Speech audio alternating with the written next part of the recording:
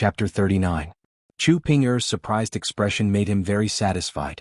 Lu Jingguang said a little proudly, "My grandfather obtained it by chance when he annihilated a small devil sect some time ago. The different levels of pill formulas on it were enchanted with different levels of restriction.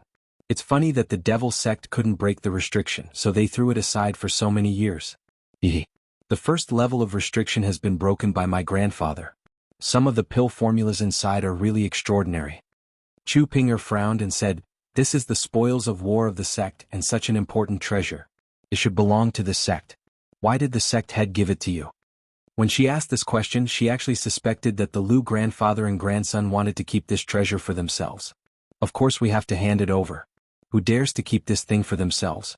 Even if they keep it for themselves, who can rely on their own ability to gather all the medicinal ingredients on the pill formulas? But my grandfather said that whoever gives this thing to the sect will be given a great credit. My grandfather is already the sect head of Onquangsung, so... Lu Jingguang smiled meaningfully. Looking at Chu Ping'er, he said slowly, "So my grandfather said that this thing should be given to the sect by me. Then the great credit will naturally fall on me. The purpose of coming out this time is to find a very good reason to hand this thing over to the sect. Otherwise, I won't even go out of the mountain gate of Onquangsung. Taking this thing out will only arouse suspicion." Chu Ping'er was slightly shocked. First of all, the dignified sect head of Onquangsung would actually do such a thing. It was simply unbelievable. Second, he even told such a secret to her. Wasn't that forcing her to obey him? Yu Qianzhou, who was outside the door, pricked up his ears. Something that could make the Lu grandfather and grandson spend so much effort on it was definitely not an ordinary treasure. He didn't expect this secret to be accidentally heard by him. Yu Qianzhou didn't even dare to breathe loudly as he looked at the two ends of the corridor. Seeing that it was still quiet, he put his ear to it again. In fact, if it weren't for the inexplicable special effect of the golden bead, how could he eavesdrop on Lu Jingguang's conversation with his cultivation? He would have been discovered long ago. However, although this merit is great, I am not willing to enjoy it alone. As long as junior martial sister agrees to be my Dao companion and cultivate together, I am willing to give you half of the merit. When I hand it over, I will report to the sect that this treasure was discovered by both of us together. What do you think, junior sister?" Lu Jingguang threw out a condition that he thought was very attractive. Chu Ping'er was in a dilemma. Ever since she saw Yu Qianzhou downstairs, she had already given up on the idea of dual cultivation with Lu Jingguang. But now that Lu Jingguang had told her everything, she had no choice but to agree. Otherwise, the consequences would be unimaginable. "Junior martial sister. Can't I move you with my sincerity?" Lu Jingguang saw that she was still hesitating. His tone was a little unhappy and his words were already mixed with threats. Chu Ping'er naturally heard it. She bit her lips and said with a smile, "Senior martial brother, such a great merit suddenly appeared and fell on me. My mind is a little confused. Can you let me have some peace and quiet? I will definitely give senior martial brother an answer tomorrow." "Okay. Then I won't disturb junior martial sister's rest." Lu Jingguang stood up and replied readily. Chu Ping'er stood up and said, "Senior martial brother, take care." Lu Jingguang nodded. His eyes swept over the latter's beautiful face and full chest, and then glanced at the gums in the room. In his mind, he could already imagine junior martial sister moaning under him tomorrow. He didn't think that junior martial sister could refuse the temptation he threw out. He walked out with a smile on his face. As soon as Lu Jingguang returned to his room and closed the door next to Chu Ping'er's quietly opened. Chu Ping'er sighed.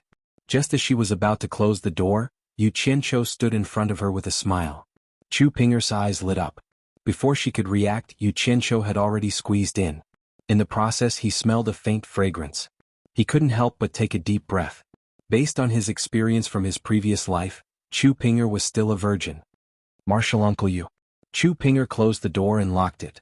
She held back her surprise and greeted. Yu Qianzhou waved his hand and said with a smile, "No need to be so polite. We haven't seen each other for a long time." After saying that, he sat down. "Ever since we parted ways at the Spirit Stone Mine in Onquangsung, it's been a year since I last saw you, martial uncle." Chu Ping'er said faintly and sat opposite him. "Aha, we will naturally meet again if we are fated. Look, aren't we meeting each other now?" Yu Qianzhou laughed heartily. "I heard that martial uncle was killed by the devil Dao in the Spirit Stone Mine. The whole of Onquangsung thought that you were really dead. I didn't expect to meet martial uncle here." "That's right. Since martial uncle is fine, why didn't you return to Onquangsung?" Since Chu Pinger had doubts in her heart, she naturally had to ask. As she spoke, she got a clean cup, poured some tea and placed it on the opposite side. Fortunately, I am lucky. Otherwise, I wouldn't have been able to see you again. Shaking his head and sighing, Yu Qianzhou drank the tea in one gulp. He said, Answer An Kuangsung? If I had really returned to An Kuangsung, I'm afraid that not even my bones could be found. Do you think the sect master in Wu Baru would let me go? Rather than losing my life, I would rather live a carefree life as a loose cultivator. Chu Pinger thought that what he said was true. If she had stayed in An Kuangsung, she was afraid that she would not have had a good ending. After pouring another cup of tea for him, she slowly asked, Martial uncle, how have you been wandering outside for more than a year? So I can be considered to be doing okay. Chu Pinger looked at Yu Qianzhou. She didn't quite believe it. In the cultivation world, if a loose cultivator didn't have a high cultivation and didn't have the protection of a sect, how many of them could have a good life? He was still the same. He would bear all the pain alone. She just didn't know when she would be able to see him again after this. Thinking of this, she couldn't help but ask, Martial uncle, are you really not going to return to An Kuangsung? I'm not going back, Yu Qianzhou suddenly asked, You won't tell An Kuangsung that I'm still alive, will you? Chu Pinger was stunned. She felt as if her heart had been pierced by a needle. She then bit her lips and said slowly after a long time, Is Chu Pinger so untrustworthy in Martial uncle's eyes? Damn. This girl was stimulated. That's not right. Why does it feel a little weird? Could it be that this girl has fallen in love with me? Thinking of this, he felt that his judgment was not wrong. He was ecstatic and secretly had a plan. He didn't dare to say anything to stimulate Chu Pinger anymore. He quickly changed the topic and said, Since I've left An Kuangsung, you don't need to call me Martial uncle anymore. Call me by my name from now on.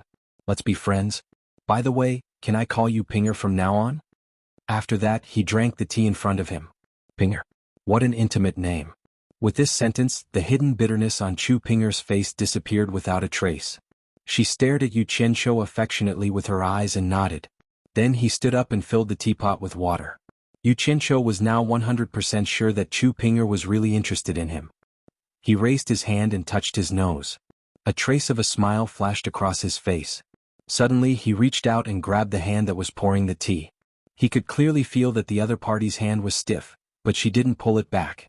She still let him hold it. What was he trying to do? Chu Pinger's face was red. Her heart couldn't help but beat wildly. She didn't dare to look at him directly. Chapter 40. Jijie. Her little hands were so soft and smooth. Yu Qianzhou was very pleased with himself. He put down the teapot from her hands and said gently, Don't move. There's something in your hair. Let me help you remove it. As he spoke, he stood up and slowly pulled Chu Pinger over. As Yu Qianzhou's hand reached out to her hair, a strand of grass appeared in her hair as if by magic. Yu Qianzhou gently plucked it and placed it in front of her eyes. He immediately let go of her hand. So there really was something in my hair. I thought. Chu Pinger was secretly ashamed of herself for thinking in the wrong direction. Her face was so red that it couldn't get any redder.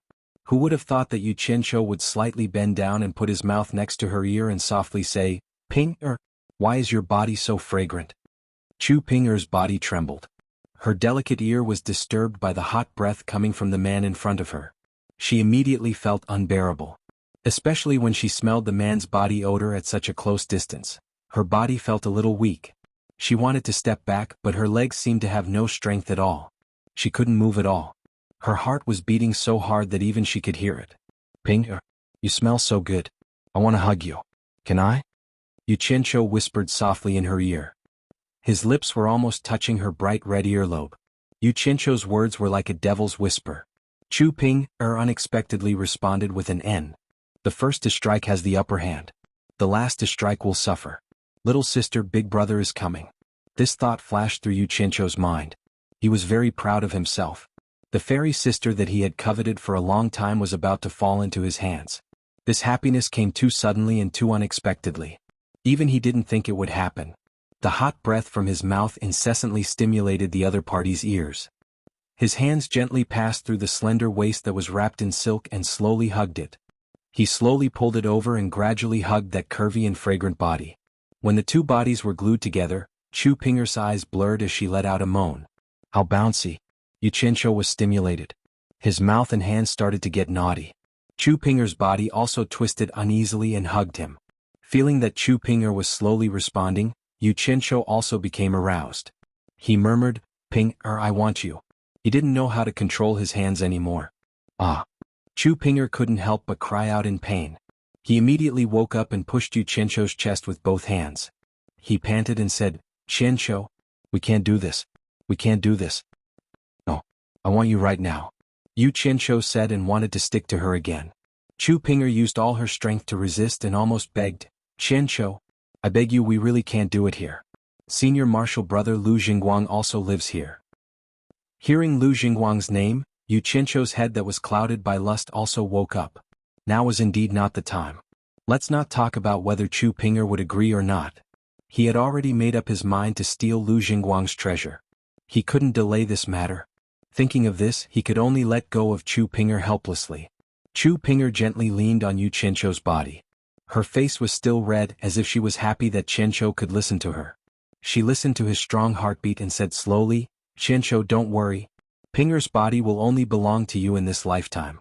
Next time. Pinger will definitely give it to you next time." Yu Qianzhou hugged her and responded helplessly. However, his hands were still taking advantage of her body. Not long after, Chu Pinger let out a soft moan. She was a little aroused by his restless hands again. She quickly grabbed his hand and held it in her own.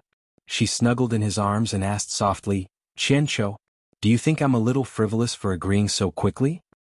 "No, I like it."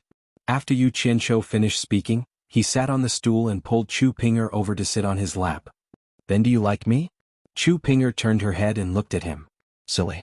Needless to say, of course I do." "Then when did you start to like me?" "Today?" Chu Pinger asked without blinking. "No. Since the first day I came to this world, I like you. I often dream of you." Chu Pinger clenched her fist and hit him. She said coquettishly, "You're so annoying. I'm happy that you lied to me. I want to hear the truth." "You really want to hear it?" "Yes." Yu Qianzhou saw that she didn't believe him even if he told the truth. He could only say half the truth. "AI. Then I'll tell you the truth. Ever since I saw you naked in the forbidden pool of Ong, I started to like you." "What?" Chu Pinger exclaimed. Her half-lying body suddenly sat up. She couldn't believe that Yu Qianzhou really saw her naked. Anger gradually appeared on her face. She was cheated. Her chest rose and fell violently due to her rapid breathing. "I love you," Yu Qianzhou said softly. Whether it was the previous life or this life, these words were very lethal. Chu Pinger immediately fell into his arms. He smiled and said, "Pinger, why are you so excited? I didn't mean to see it. I originally wanted to go to the stone cave in the forbidden area. Who knew that there would be a beautiful blue light sect female disciple who took off her clothes? Ah, this must be heaven's will for us to be together." "You're still talking." Chu Pinger bashfully punched him again. He had seen all the parts of her body that he shouldn't have seen. He had touched all the parts that he shouldn't have touched. There was only one last step left. What else could she do now? This was fate. "It's not like you'll lose a piece of meat just by looking." Yu Qianzhou laughed. Chu Pinger immediately punched him a dozen times. Yu Qianzhou laughed and grabbed her hand. He said, "All right, Pinger, don't mess around. I have something serious to ask you." Seeing that she finally became obedient, he asked again, "Pinger, why did you follow Lu Jingguang to the 100 Flowers Valley this time?" Chu Pinger pondered for a while and immediately told him everything that had happened, including the fact that Lu Jingguang had the prescription. Yu Qianzhou listened carefully. When he heard that Chu Pinger clearly told him the content of the conversation between her and Lu Jingguang in the room, he compared it with what he had overheard outside. He found that there was nothing to hide.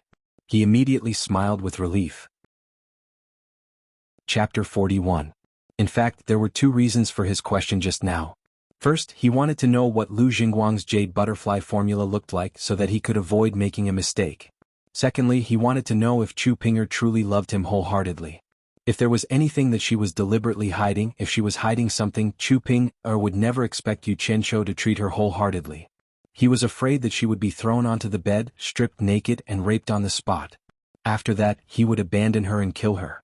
Yu Qianzhou would never be reluctant to part with her. It was not wrong to say that he was ruthless. Although he usually laughed and laughed, deep down he was still the boss of the underworld in his previous life. Think about it, how many people could become the boss of the underworld from nothing? How many of them were good people? Chu Pinger leaned against Yu Qianzhou, lying docilely in his arms. She probably never thought that she had just escaped from the gates of hell. Xianxia's joking face showed a rare gentle expression. His fingers gently stroked Chu Ping'er's beautiful hair. Don't go back to Xuanhuan. Come with me. Now. Chu Ping'er paused and said, I also want to go with you, but how can I explain to my master? My master has always been very good to me. I'm afraid that he will be worried if I leave without a word. Your master is Lu Wanqian's disciple? I'm really worried about leaving you alone in Xuanhuan. Moreover, Lu Jingguang has ulterior motives towards you. Xianxia said worriedly. Chu Ping'er turned around and looked at him with a smile. What's wrong? Are you worried that I will be taken advantage of by Lu Jingguang? Xianxia said solemnly, I'm not worried, I'm very worried. Both the grandfather and grandson of the Lu family are nothing good, and Xuanhuan and that bunch of bullshit elders are all beasts in human clothing. I know that better than you do. You're just a little disciple of Xuanhuan, how could you possibly defeat them? Although his words were not very pleasant to hear, Chu Ping'er knew that he was really worried about her. After a sweet smile, she said to him solemnly, Master has been very kind to me. I am an orphan. When I was very young, Master brought me up the mountain to cultivate. She has always treated me like her own daughter. Among all the female disciples, Master treats me the best. If I leave without saying anything, not only will Master worry, I will also feel very guilty. Is your master a man or a woman? Xianxia suddenly asked in an untimely manner. Woman, why are you asking this? Chu Ping'er asked curiously. Then I'm relieved. Chu Ping'er was stunned for a moment, but she immediately reacted. She punched him again and said, Why is your head filled with all these messed up things? Xianxia laughed. In fact, he really wanted to say, You're too pure. It was no wonder that he would have such a thought. In his previous life he had been through a lot of dirty things. He had seen too many dark things. When he looked at things, it was inevitable that he would consider more negative things. He belonged to the kind of person who was more suspicious and didn't trust others easily.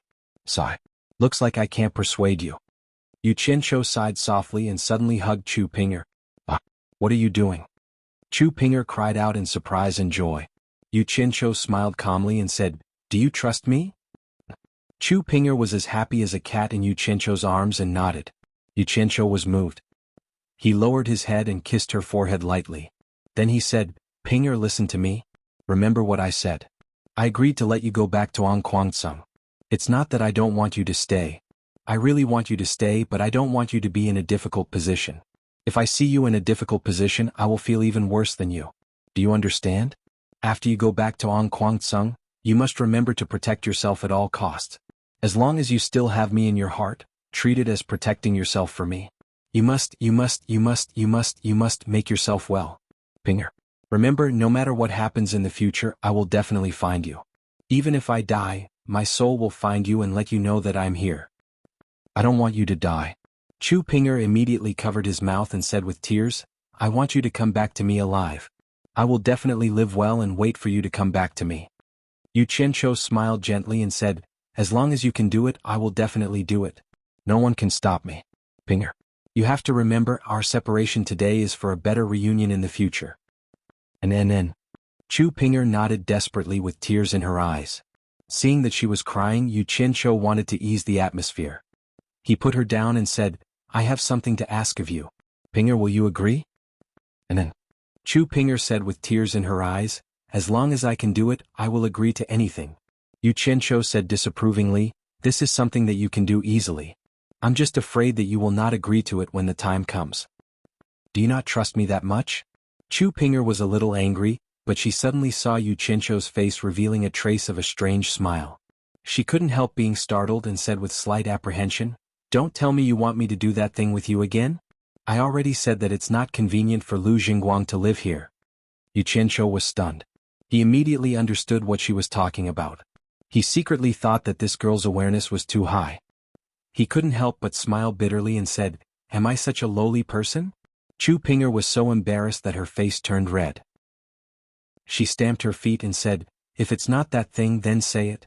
I will agree to it, okay? This is what you said, you can't go back on your words. Xianxia put his mouth next to her ear and said softly, My hand is a little itchy. As he said that, his hand had already slid down the smooth skin of a certain someone's collar. Chu Pinger's body trembled, but she didn't resist. She only heard her muttering, "You still say that you're not a lowly person, but I've never seen someone more."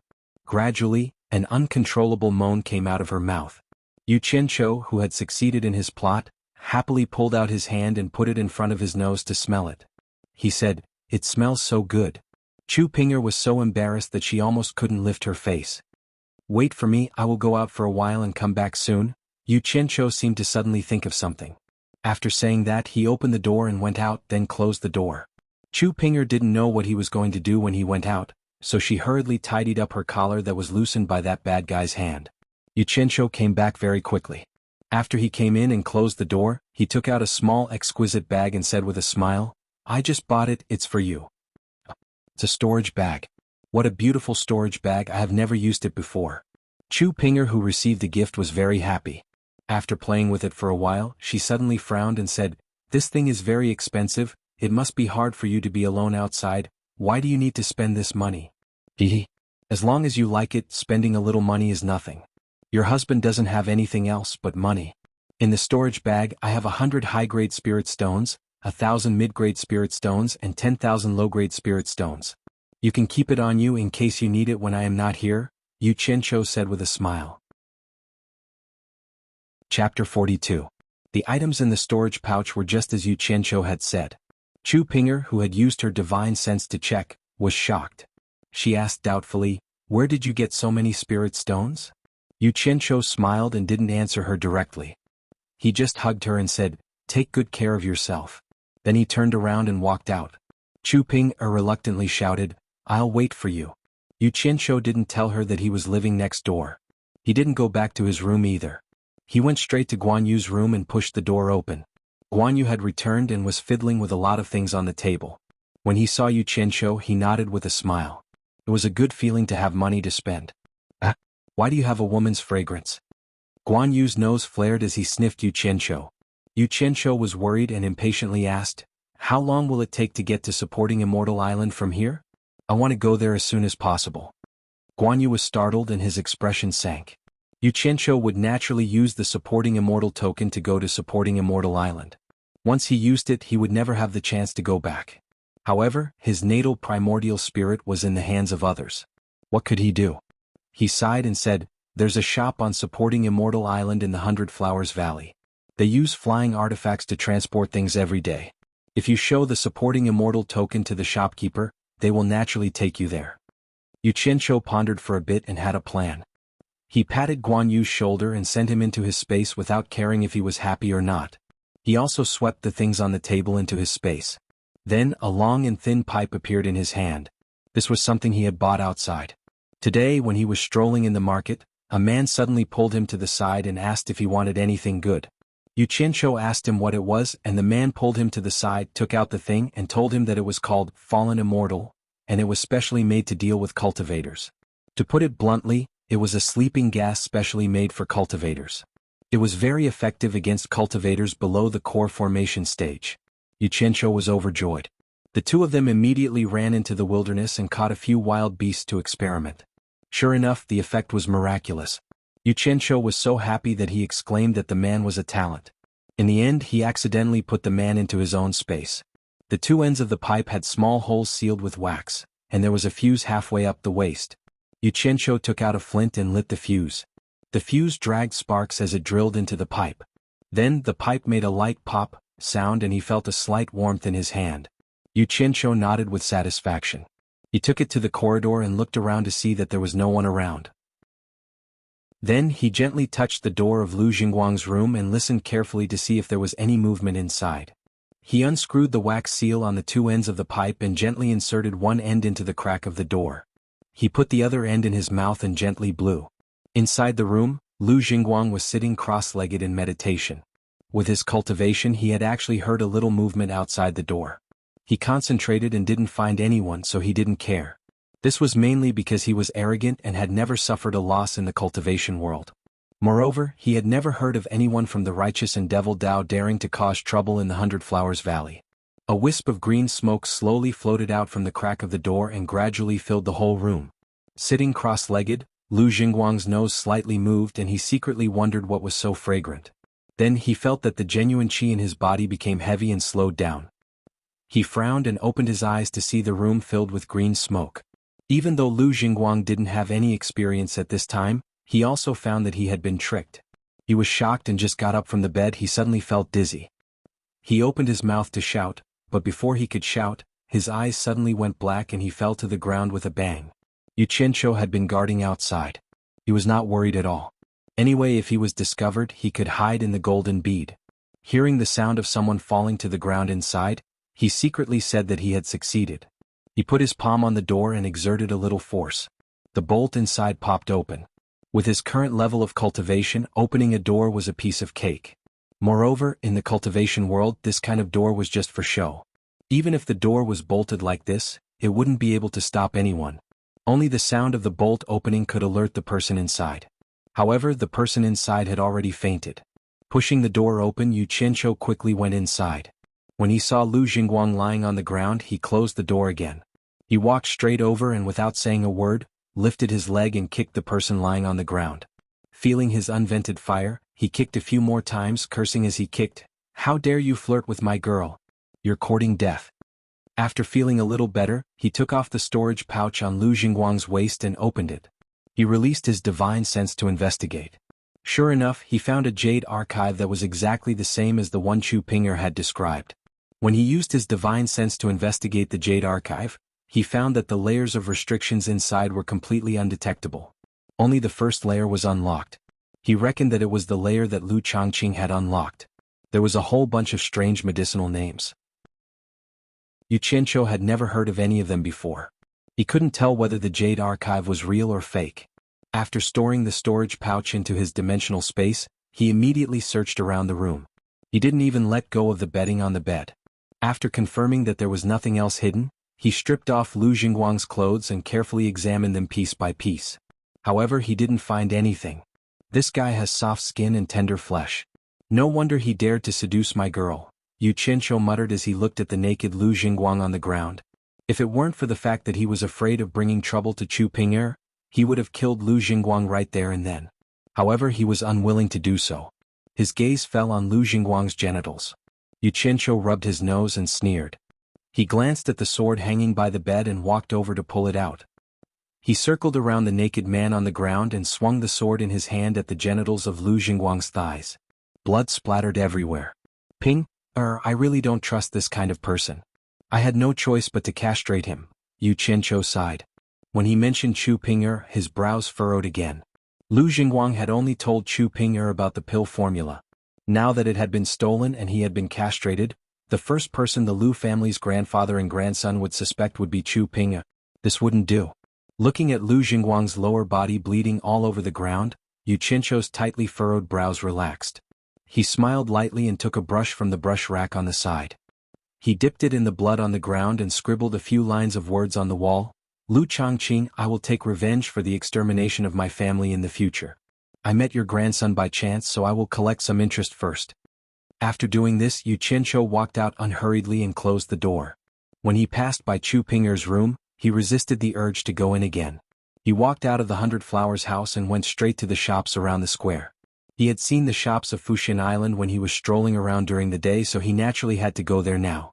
When he walked into the market, he thought about how he didn't know when he would be able to come back again, so he looked at the items on the stalls as he walked. As long as he found something useful, he directly bought it and threw it into his storage bag. He didn't even care about the price. Chapter 43.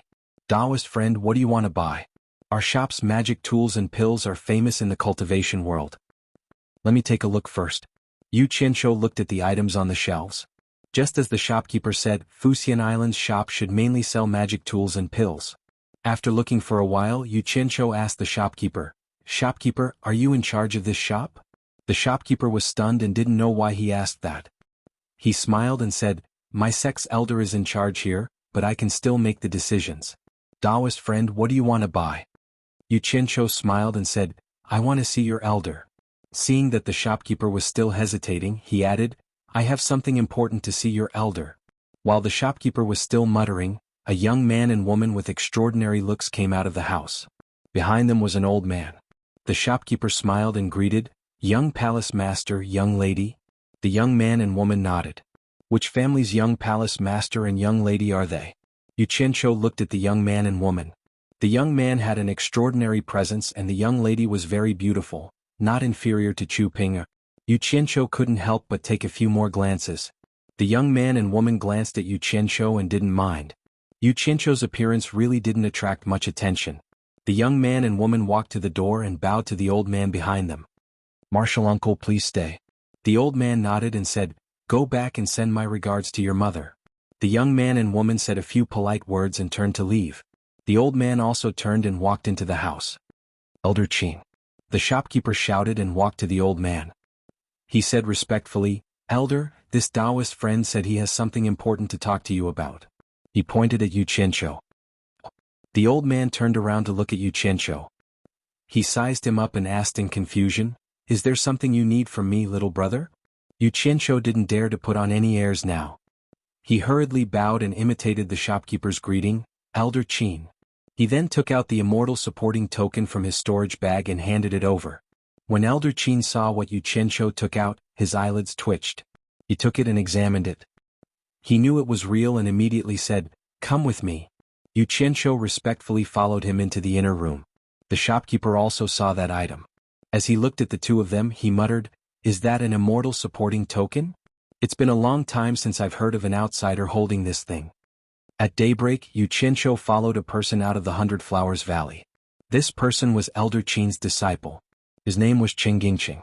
He was in charge of transporting things between supporting Immortal Island and the 100 Flowers Valley. Today he was ordered by his master to bring Xianxia back to supporting Immortal Island. The two of them walked out of the 100 Flowers Valley's grand formation.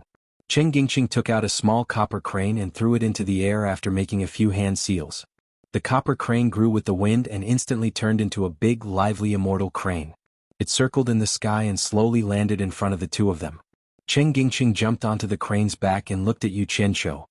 He smiled and said, "Come on up." Xianxia immediately jumped on. The former made a hand seal and shouted, "Rise." The big crane cried and flew into the sky. Xianxia wasn't paying attention and was almost thrown down. The crane circled twice and found the right direction to fly south. The speed of the crane was very fast. When people stood on it, the wind resistance was very strong. It almost blew them off. However, no matter how bad Xianxia's cultivation was, he could still stand steadily when he circulated his power. Qianxia saw Xianxia's embarrassment and couldn't help but smile. He asked, "Is this your first time riding a flying magic tool?" "Yes, I've never ridden it before." Xianxia didn't know how to address him, so he could only answer directly. Qianxia seemed to know what he was thinking and said, "Since you came with the supporting immortal token, you will be a disciple of the same sect in the future. Our supporting Immortal Island isn't like other sects where there are generations of disciples. Seniority is determined by strength. Qi refining cultivators call foundation establishment cultivators martial uncles, and so on. I'm a core formation cultivator, but I can't see through your cultivation. I wonder what stage your cultivation is at? Why didn't this damn Guan Yu tell me before?" Xianxia smiled bitterly. "I'm Qi refining level 10, so I have to call you martial ancestor Cheng." He didn't expect that his seniority in An Kuang Tsung was so high, but now he was someone else's disciple. "You don't have to be embarrassed. This is a very normal thing in our supporting Immortal Island. Maybe I'm your martial ancestor today, but in 2 years I might have to call you martial uncle." Qianxia smiled. "Martial ancestor Cheng must be joking. How is that possible?" Xianxia replied. Qianxia was also a person who was easy to talk to. The two of them chatted and laughed along the way. In his previous life, Xianxia took a plane and flew in the sky. However, anyone with a normal body could sit on a plane. People who didn't cultivate really couldn't sit on a plane. If you didn't sit in the cabin, you would know what it felt like to stand outside the plane. However, there were benefits too. The great rivers and mountains below could be seen clearly from the top. After flying for more than half a day, they couldn't see the land below. It was all vast ocean. Xianxia knew that they were about to reach supporting Immortal Island. As expected, not long later, an island appeared on the surface of the ocean. The island was surrounded by clouds and mist. Qianxia smiled. Supporting Immortal Island is in front. When they flew closer, they realized that it looked like a small island from afar. However, when they looked closer, they couldn't tell how big it was. The red-crowned crane descended and its speed slowed down. When it was about to land, Xianxia sent out a finger seal from the depths of the clouds. The clouds opened up a path for the red-crowned crane to carry the two of them in. After passing through the clouds, Xianxia looked back. He couldn't help but click his tongue in wonder. From the outside it looked like there were clouds, but from the inside there was nothing. It seemed like this was a formation to protect the island. Looking down, the pavilions and terraces really gave off the feeling of a paradise on earth. As expected of the number one sect of the righteous path. The grandeur of these buildings was much stronger than that of Xuanhuan. The red-crowned crane landed on a plaza. The two of them jumped down. Xianxia invoked his arts to keep the red-crowned crane. He said, "Follow me." After saying that, he led Xianxia to the huge building in front of the plaza. Along the way they met many people who greeted Xianxia. Xianxia saw a huge building with 3 floors from afar. On the board of the first floor, there were 3 golden words, Penglai Pavilion. After Xianxia spoke to the guard at the door, he brought him into the building. Once he entered, Xianxia almost fainted. It was like entering a government office building in his previous life. Even though it was an ancient building. There was an empty main hall in the middle of the first floor. On both sides there were many smaller halls. The smaller halls also had small signs hanging on them. For example, the service office, the defense office, the secular affairs office, the miscellaneous office. The signs in the corridors on both sides were unclear. He didn't know what was written on them, but it must be somewhere else. Xianxia shook his head. If it wasn't for this antique building, he would really suspect that he had traveled back in time.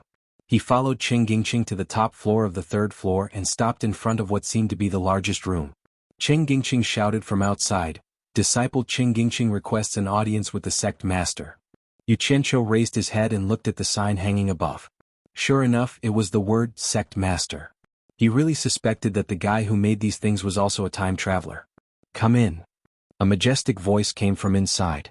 This feeling was 2F** king familiar. Xianxia felt his teeth aching. He secretly muttered, "I wonder what rank the sect master is. Governor? Mayor? Or county head?" Xianxia pulled him, who was in a daze.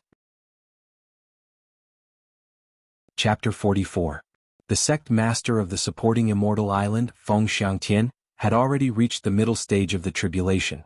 He had been in charge of the righteous Tao's number 1 sect, the supporting immortal island, for more than 100 years.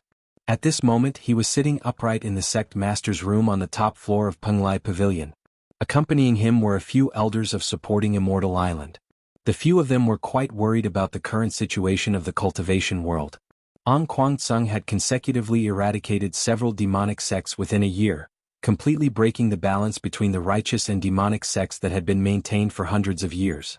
His strong rise had stirred up the entire cultivation world into a state of unrest.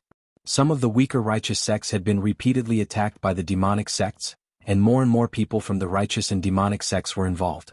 It seems that chaos in the correction world is unavoidable. Although my supporting immortal island is the number 1 sect of the righteous Tao, I'm afraid that we will also be implicated.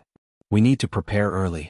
Elder Fei, Elder Guan, and Elder Huang, the 3 of you are in charge of the 10,000 Fragrance Garden, the Alchemy Pavilion, and the Smithing Pavilion.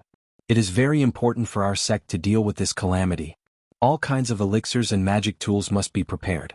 Once the chaos implicates our supporting immortal island, we must not tarnish our reputation as the number 1 sect of the righteous path. I reckon that after the chaos, the entire cultivation world will be ranked again according to strength. Our sect's reputation as the number 1 sect of the righteous path has been maintained for more than 1,000 years. We will not allow it to be destroyed in our generation. Feng Xiangtian had a dignified appearance to begin with. When he spoke, his eyes shone brightly as he glanced at the 3 elders. "We will do our best," the 3 elders said in unison. However, when Elder Fei, who was in charge of the myriad fragrance garden, said this, she seemed to lack confidence. Feng Xiangtian looked at him and asked, "Elder Fei, do you have any difficulties? If there is, then don't say it now. This matter concerns the rise and fall of the sect, and we absolutely cannot be careless. Otherwise, if anything goes wrong, we will become the eternal sinners of the sect." Elder Fei looked at the 2 elders beside him and said with a bitter smile, "There are indeed difficulties." It was true that the 10,000 Fragrance Garden was the largest spiritual herb garden in the world, but there weren't many spiritual herbs that could be used to refine high-quality pills. Not only did good spiritual herbs grow slowly, but it was also harder for them to survive. Once Elder Guan's Alchemy Pavilion increases its consumption, I'm afraid that it will really not be able to make ends meet. As soon as he finished speaking, Elder Guan, who reeked of medicine, stood up and shouted, "Fei, what do you mean by that? Could it be that you want my alchemy pavilion to reduce the amount of spirit grass used? Don't even think about it." Elder Fei did not get angry even after being rebutted by Elder Guan. He only smiled bitterly and shook his head. Elder Guan's temper was famous in supporting Immortal Island. He didn't care about anything else and only liked to concoct pills. If someone dared to obstruct him from concocting pills, he would fight them to the death. There was no one in supporting Immortal Island who wasn't afraid of him. In the entire cultivation world, he had the title of Pill Fanatic. His alchemy skills were probably second to none. Elder Fei, who knew his temper well, did not dare to say anything else. "How about this?" Feng Xiangtian said, "Send more disciples to search for spiritual herbs. Send more people to the myriad fragrance garden as well to increase the production of spiritual herbs. The sect will stop selling elixirs that are intermediate grade and above. First, ensure the elixirs in the supporting Immortal Island's inventory. In addition, I have already notified Elder Quan, who is in charge of the sect's supplies, to increase the amount of spirit stones used by all disciples below the core formation stage by 5 times, and the amount of chi storage pills used by all disciples above the core formation stage by 1 time. Elder Jean, who is in charge of the spirit stone mine, will increase the amount of spirit stones extracted. Elder Qin, who is in charge of the common goods, will send back the spirit stones obtained from the outside." The elders nodded. At this moment they heard the sound of 2 people coming up the stairs. Someone shouted from outside, "Disciple Qing Gingqing is here to see the sect leader." Everyone had an impression of Qing Gingqing. He was the capable disciple of Elder Qin, who was in charge of the common goods. However, they did not know why he came to see the sect leader. Did something happen outside? Feng Xiangtian frowned and shouted, "Come in." They saw Qing Gingqing leading an ordinary-looking man in. The sect leader and the 3 elders looked at him. From his clothes, they could tell that he wasn't a disciple of supporting Immortal Island. What was even stranger was that they couldn't see any cultivation from him. This person was of course Yu Qianqiu. Disciple Qing Gingqing greets the sect leader and the 3 elders. Qing Gingqing bowed. Yu Qianqiu also bowed. Itinerant cultivator Yu Qianqiu greets the sect leader and the 3 elders. "Qing Gingqing, why are you looking for me?" Feng Xiangtian said, but his eyes were still sizing up Yu Qianqiu. When he heard Yu Qianqiu say that he was a rogue cultivator, he almost thought that he was mistaken. The other 3 elders also showed the same doubts. Qing Gingqing reached out to touch the storage bag hanging on his waist and said respectfully, reporting to Sect Master, "Disciple is bringing the spirit stones back to the island, and I was ordered by Master to bring Yu Qianqiu to see Sect Master." "Your master asked you to bring him?" Feng Xiangtian asked curiously. Qing Gingqing quickly took out the supporting immortal token and told them the purpose of Yu Qianqiu's visit. After listening to him, Feng Xiangtian and the 3 elders looked at each other in dismay. The supporting immortal token was a token that could only be obtained by those who held the position of an elder and above. It was used to show one's identity and to give the descendants of the token a chance to join the island. This rule had been established for thousands of years and Yu Qianqiu was the 3rd person to come with the token. There were originally 300 special tokens on the island. It was said that one would know a secret if they collected all 300 tokens. No one knew what the secret was, but it became a symbol of identity for those who held the position of an elder and above. As time passed, they were distributed one by one. Due to various reasons, there were less than half of the tokens left on the supporting Immortal Island. That was where the trouble came. Some people, be it in terms of cultivation, qualifications, or contributions, were qualified to assume the position of an elder. However, after assuming the position of an elder, they didn't have a token that represented their status as an elder. Originally, the rule was that only the descendants of the token holders could join the supporting Immortal Island. Later on, because the number of tokens had dwindled, it was changed to only recognizing the token holders and not the descendants. They were hoping that someone would give the token to them. Now that Yu Qianqiu had brought this token, it would undoubtedly reduce the awkward situation of an elder being in an unjustifiable position. Feng Xiangtian took the token from Qing Gingqing's hand and after checking it carefully, he nodded slightly at the 3 elders to show that it was the real supporting immortal token. The 3 elders couldn't hide their fiery gazes. The 3 of them were the ones who held the position of an elder but didn't have a token. Actually, it wasn't just the 3 of them who didn't have a token. When Feng Xiangtian saw the expressions of the 3 elders, his heart skipped a beat and he had a headache. This wasn't good as something like this hadn't happened for hundreds of years. This token had to appear when he was in charge of the supporting immortal island. The entire supporting immortal island had over 200 elders and there were over 50 elders who didn't have a token. If this token was given to any elder, it would definitely offend the other 50 elders and he would have to suffer in the future. Don't think that this was just a small supporting immortal token, it might cause a huge commotion. To put it bluntly, it might even cause him to be kicked out of his position. That would be the first time in the history of the supporting immortal island to be kicked out of his position due to unfairness. Brother, what are you trying to do? Aren't you harming others by bringing this thing here? Thinking about this, Feng Xiangtian looked at Yu Qianshou and didn't know what to say. Yu Qianshou didn't know how much trouble he had brought to the #1 sect master of the righteous path. When he saw Feng Xiangtian looking at him with malicious intent, his heart skipped a beat and he thought to himself, damn, is this old fart going back on his words? Chapter 45. Feng Xiangtian's face was gloomy. His gaze swept between the three elders and Yu Qianshou from time to time. No one spoke in the room. The atmosphere suddenly became strange. Qing panicked. Beads of sweat appeared on his forehead. Did I do something wrong? Damn it.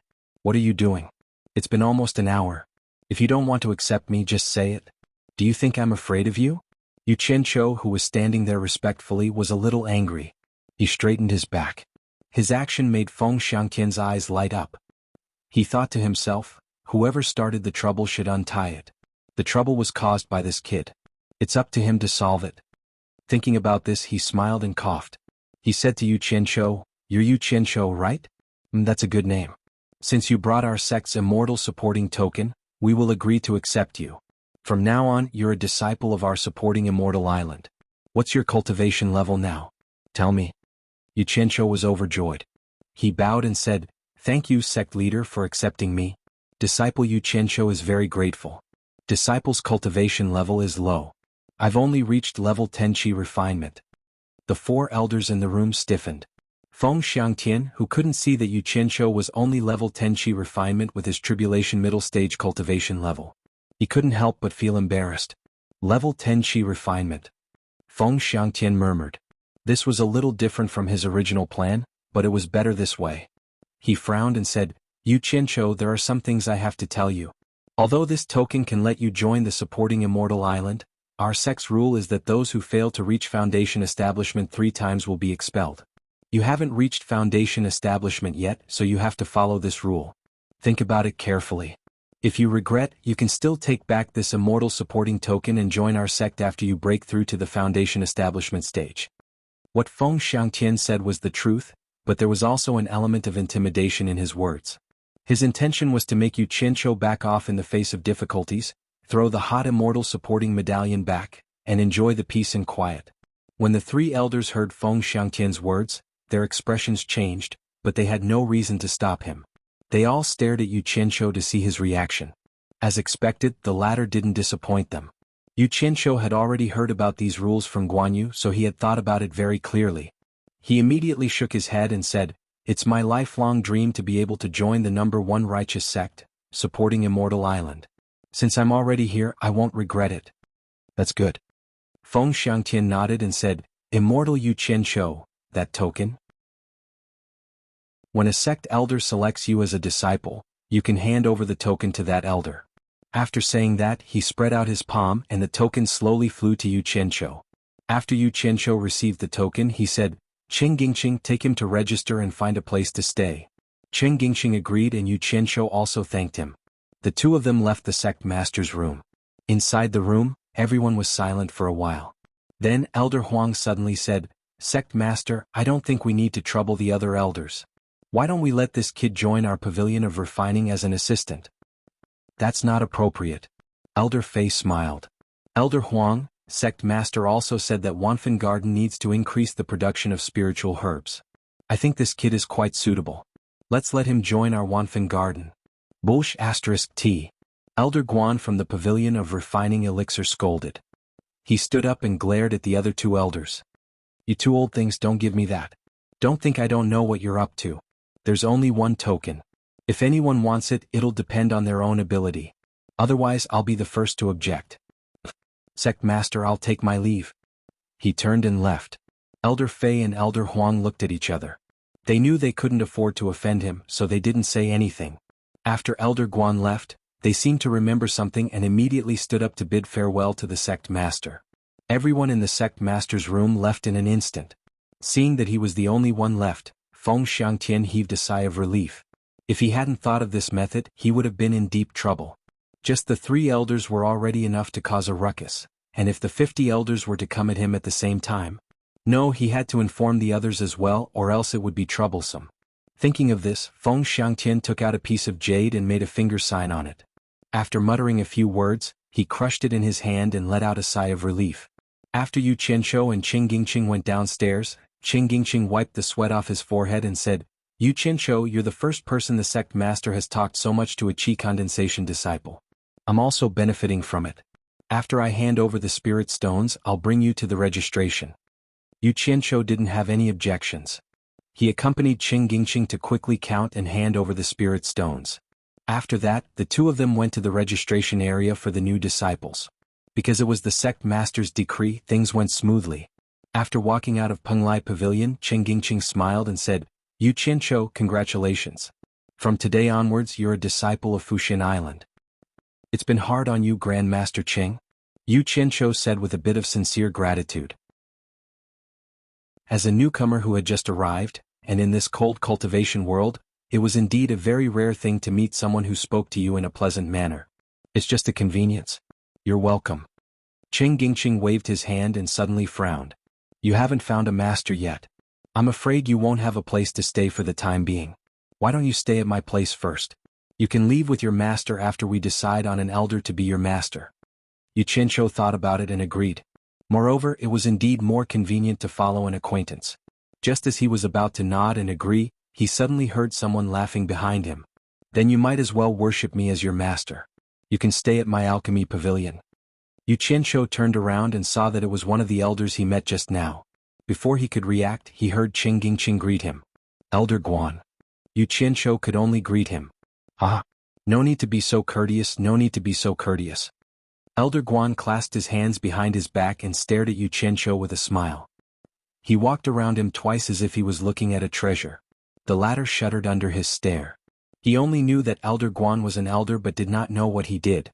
In addition to the smell of medicine, Yu Qianshou could not help but think of those medical freaks who like to experiment on human bodies. Elder Guan stopped walking around and put on a kind expression. "Yu Qianshou, is this how you want me to be your master?" Yu Qianshou did not know how to answer. He felt that something was not right. An elder of the number 1 righteous sect, Fuxian Island, was rushing to be his master? Then he looked at Qing Gingqing's slightly surprised expression. There was a problem. There was definitely a problem. Haha. A hearty laughter was heard. Yu Qianshou turned around and saw the other 2 elders walking towards him. Qing Gingqing bowed again. Elder Fei, Elder Huang. Yu Qianshou had no choice but to bow as well. Haha. The 2 elders laughed and said in unison, "No need to be so polite." Elder Fei looked at Yu Qianshou with a smile and said, "Yu Qianshou, you should be my disciple." "Yu Qianshou, I have the same intention. Follow me." Elder Huang said. "Ah." Yu Qianshou and Qing Gingqing were stunned at the same time. Elder Guan's face turned from sunny to gloomy. He looked terrible. Chapter 46. Who is Yu Qianshou? A silhouette descended from the sky and landed in front of them. The newcomer's gaze swept across them before finally landing on Yu Qianshou, who was dressed differently from the rest. He asked, "You are Yu Qianshou?" Yu Qianshou nodded. Before he could say anything, the person said impatiently, "Come with me. I will take you as my disciple." Bullshit. Elder Guan stood in front of Yu Qianshou. Elder Fei and Elder Huang also stood in front of the person. Elder Fei chuckled and said, "Elder Lu, when did you learn to rob?" Qing Gingqing and Yu Qianshou were dumbfounded. They didn't know what these people were trying to do. Elder Lu, who had just arrived, said disapprovingly, "Old Fei, what are you saying? Yu Qianshou hasn't acknowledged anyone as his master yet. He will naturally follow whoever he wishes to acknowledge as his master. How am I a robber?" "Ah, I like what Elder Lu said." Another silhouette landed in front of the crowd. Before the newcomer could steady himself, he saw dozens of silhouettes descending from all directions. People kept asking, "Who is Yu Qianshou?" It was obvious that the group of elders were here for Xianxia. Chen Gingxing looked at Xianxia suspiciously. He really couldn't see what was so good about him that so many elders were fighting for him. However, he didn't know that Xianxia shuddered. He thought of a fairy tale in his previous life. There was a monk named Tang Seng. It was said that eating his meat could make one immortal. Could it be that my meat has the same effect? Xianxia's divine sense immediately locked on the golden pearl in his dantian. If he found anything wrong, he would leave immediately. The window of the sect leader's room on the third floor of Penglai Pavilion was open.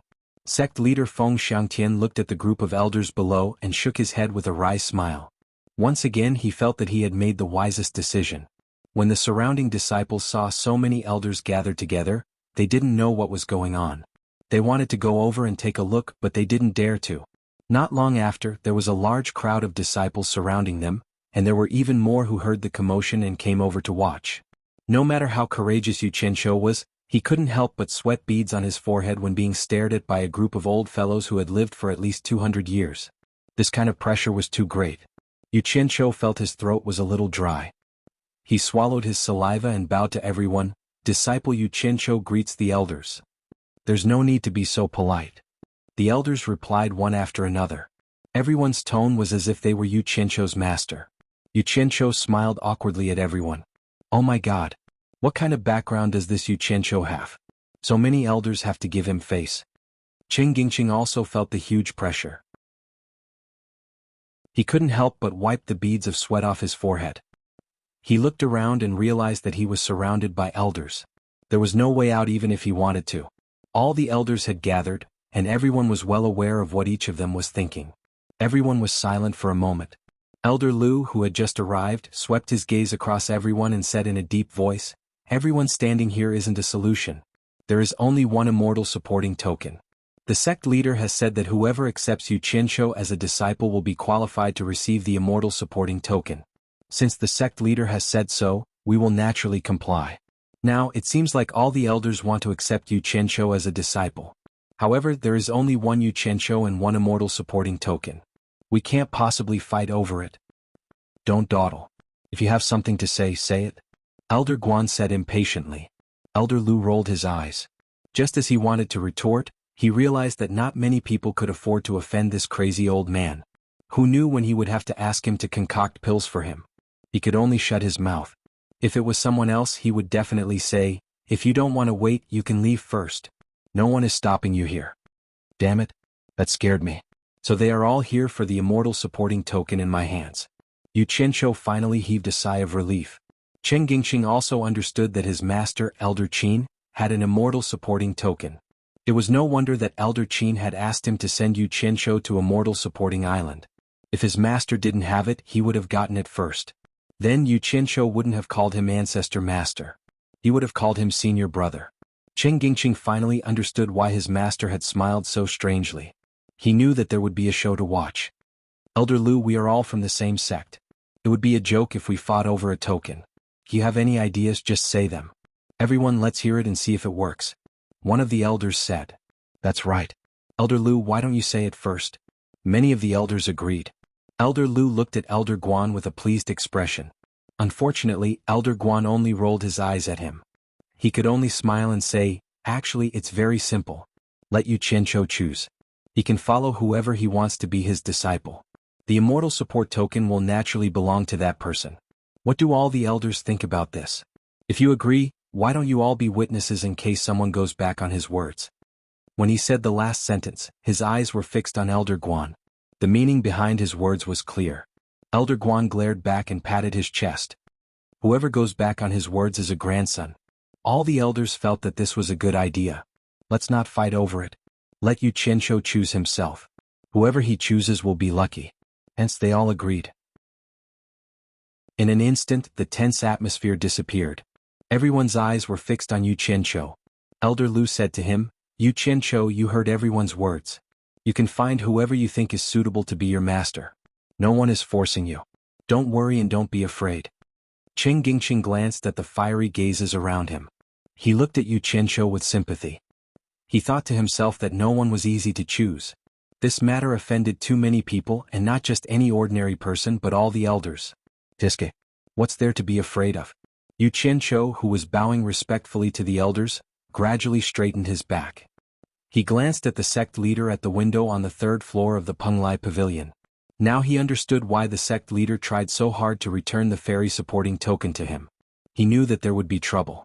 The elders looked at him with kindness, dignity, and love.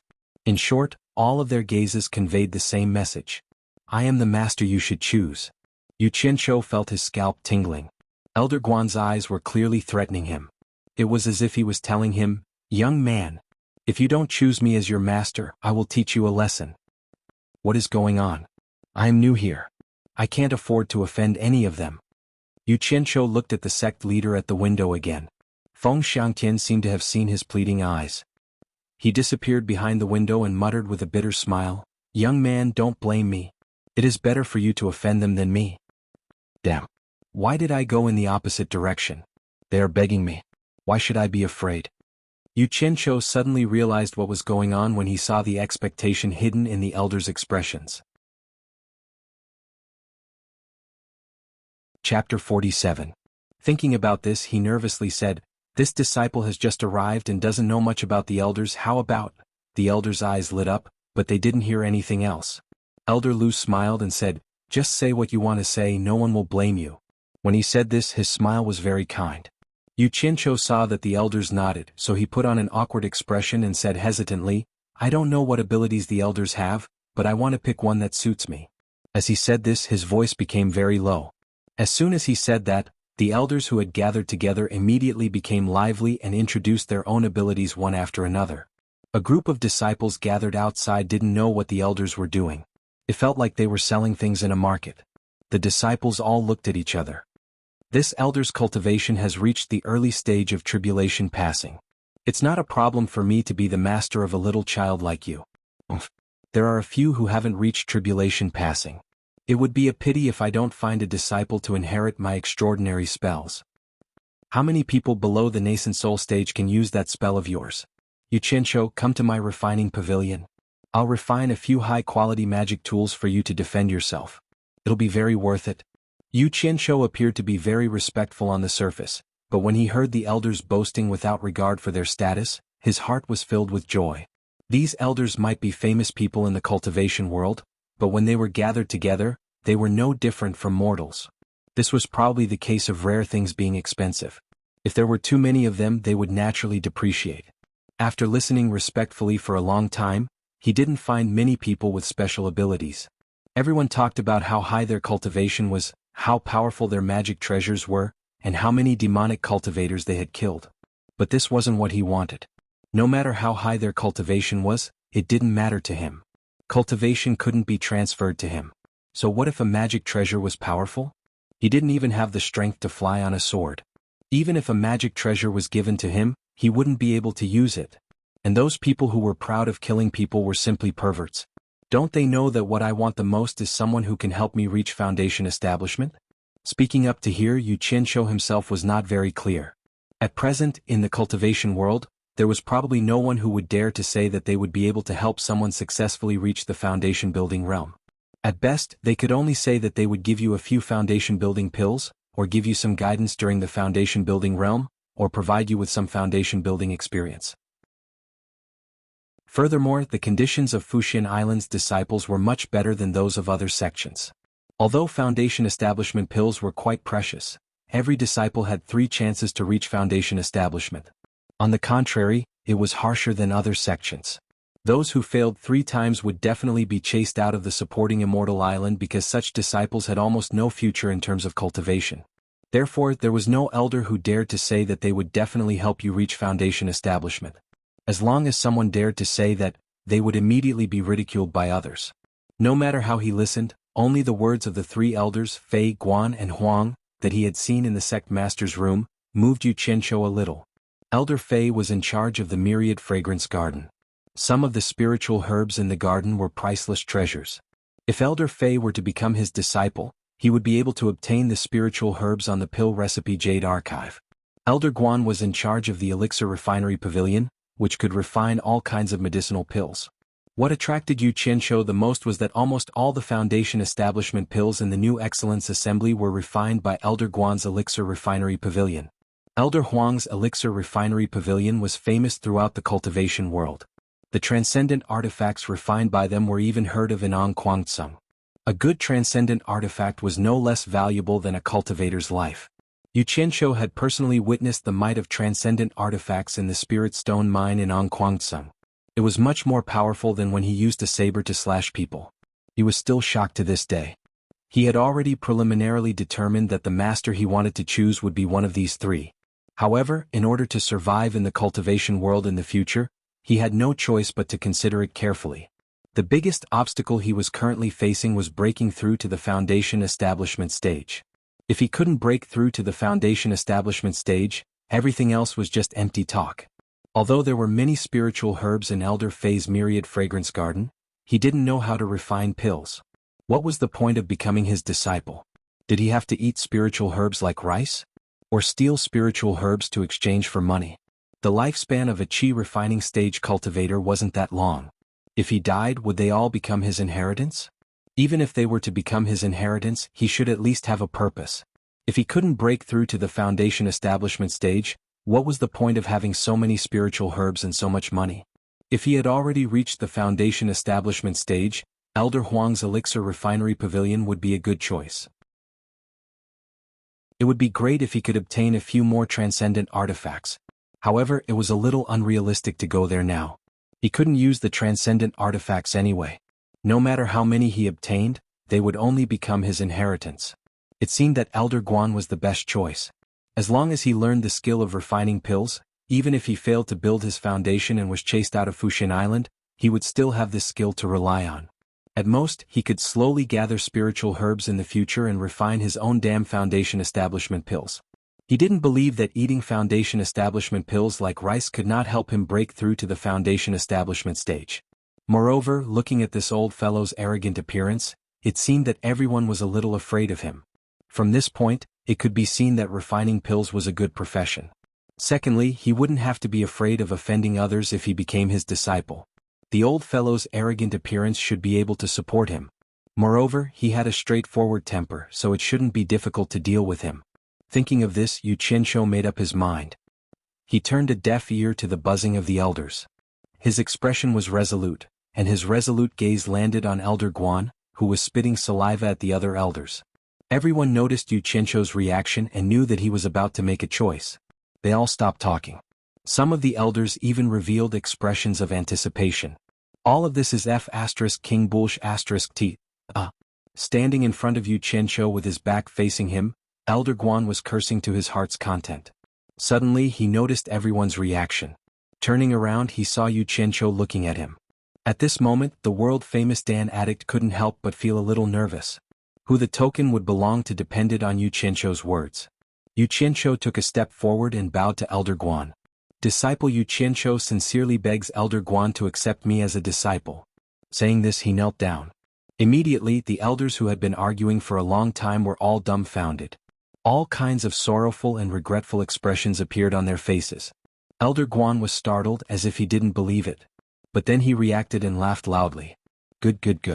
Yu Qianqiu, this old man agrees to accept you as a disciple. Get up, no need to be so courteous. Saying this, he personally helped Yu Qianqiu up.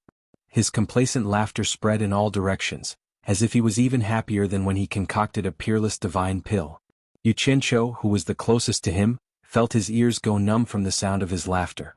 Qing, who was standing to the side, had finally seen it for himself. Normally, these dignified elders would actually say anything for a token. He couldn't help but admire Yu Qianqiu's courage. If he had encountered such a situation, he probably wouldn't have known what to do. However, he didn't know if there would be any negative consequences. Thinking about this, he sneaked a peek at the elders' reactions. Sure enough, their expressions didn't look good. Everyone, why are you still crowding around here? Could it be that you want to congratulate me? This old man appreciates your kind intentions. Everyone, please make way for me. I'm going to bring my new disciple back to the alchemy pavilion. Elder Guan held onto Yu Qianqiu's wrist and laughed. He was too happy today. Not mentioning the fact that he didn't get the immortal supporting token, just being able to stand out from the dozens of elders was enough to make him happy. Especially when he saw the expressions on everyone's faces, as if they had swallowed a fly. Chapter 48. Yu Qianzhou had already become someone else's disciple. Naturally, the immortal supporting medallion had also become someone else's. This was agreed upon by everyone. No matter how unwilling they were, what else could they say? Elder Lu, who proposed this idea, saw Elder Guan's smug expression. He snorted coldly and flew away first. None of the elders were willing to look at Elder Guan's face anymore. They flew away one after another. In an instant all the elders left. Chen Gingqing looked at the disciples who were watching from afar.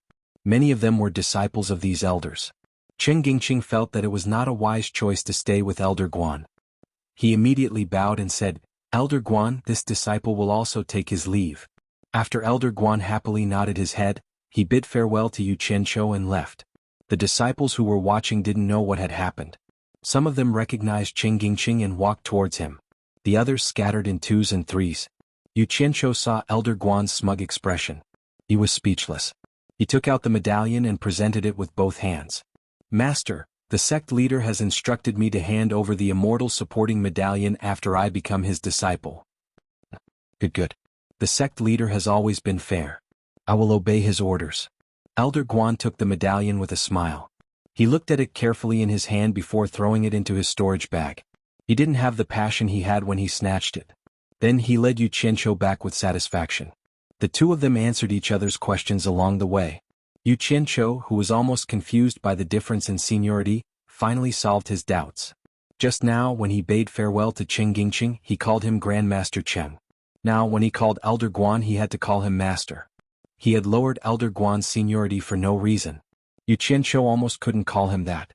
Now, he understood that Martial Uncle and Master Master were just honorifics for people who had reached a certain level of cultivation. They didn't mean anything about seniority. In supporting Immortal Island, other than the master who taught you, there was no such thing as seniority. As long as your cultivation surpassed others, others would have to address you as Martial Uncle or Martial Ancestor. This was a very normal thing. Yu Qianzhou sighed endlessly with emotion. Don't be fooled by the messy name of the island of supporting immortals. It imperceptibly contained a competitive mechanism, and it had the meaning of the capable rising up and the incapable falling down. In addition, there was a rule that those who failed to reach the Foundation Establishment realm 3 times would be expelled from supporting Immortal Island.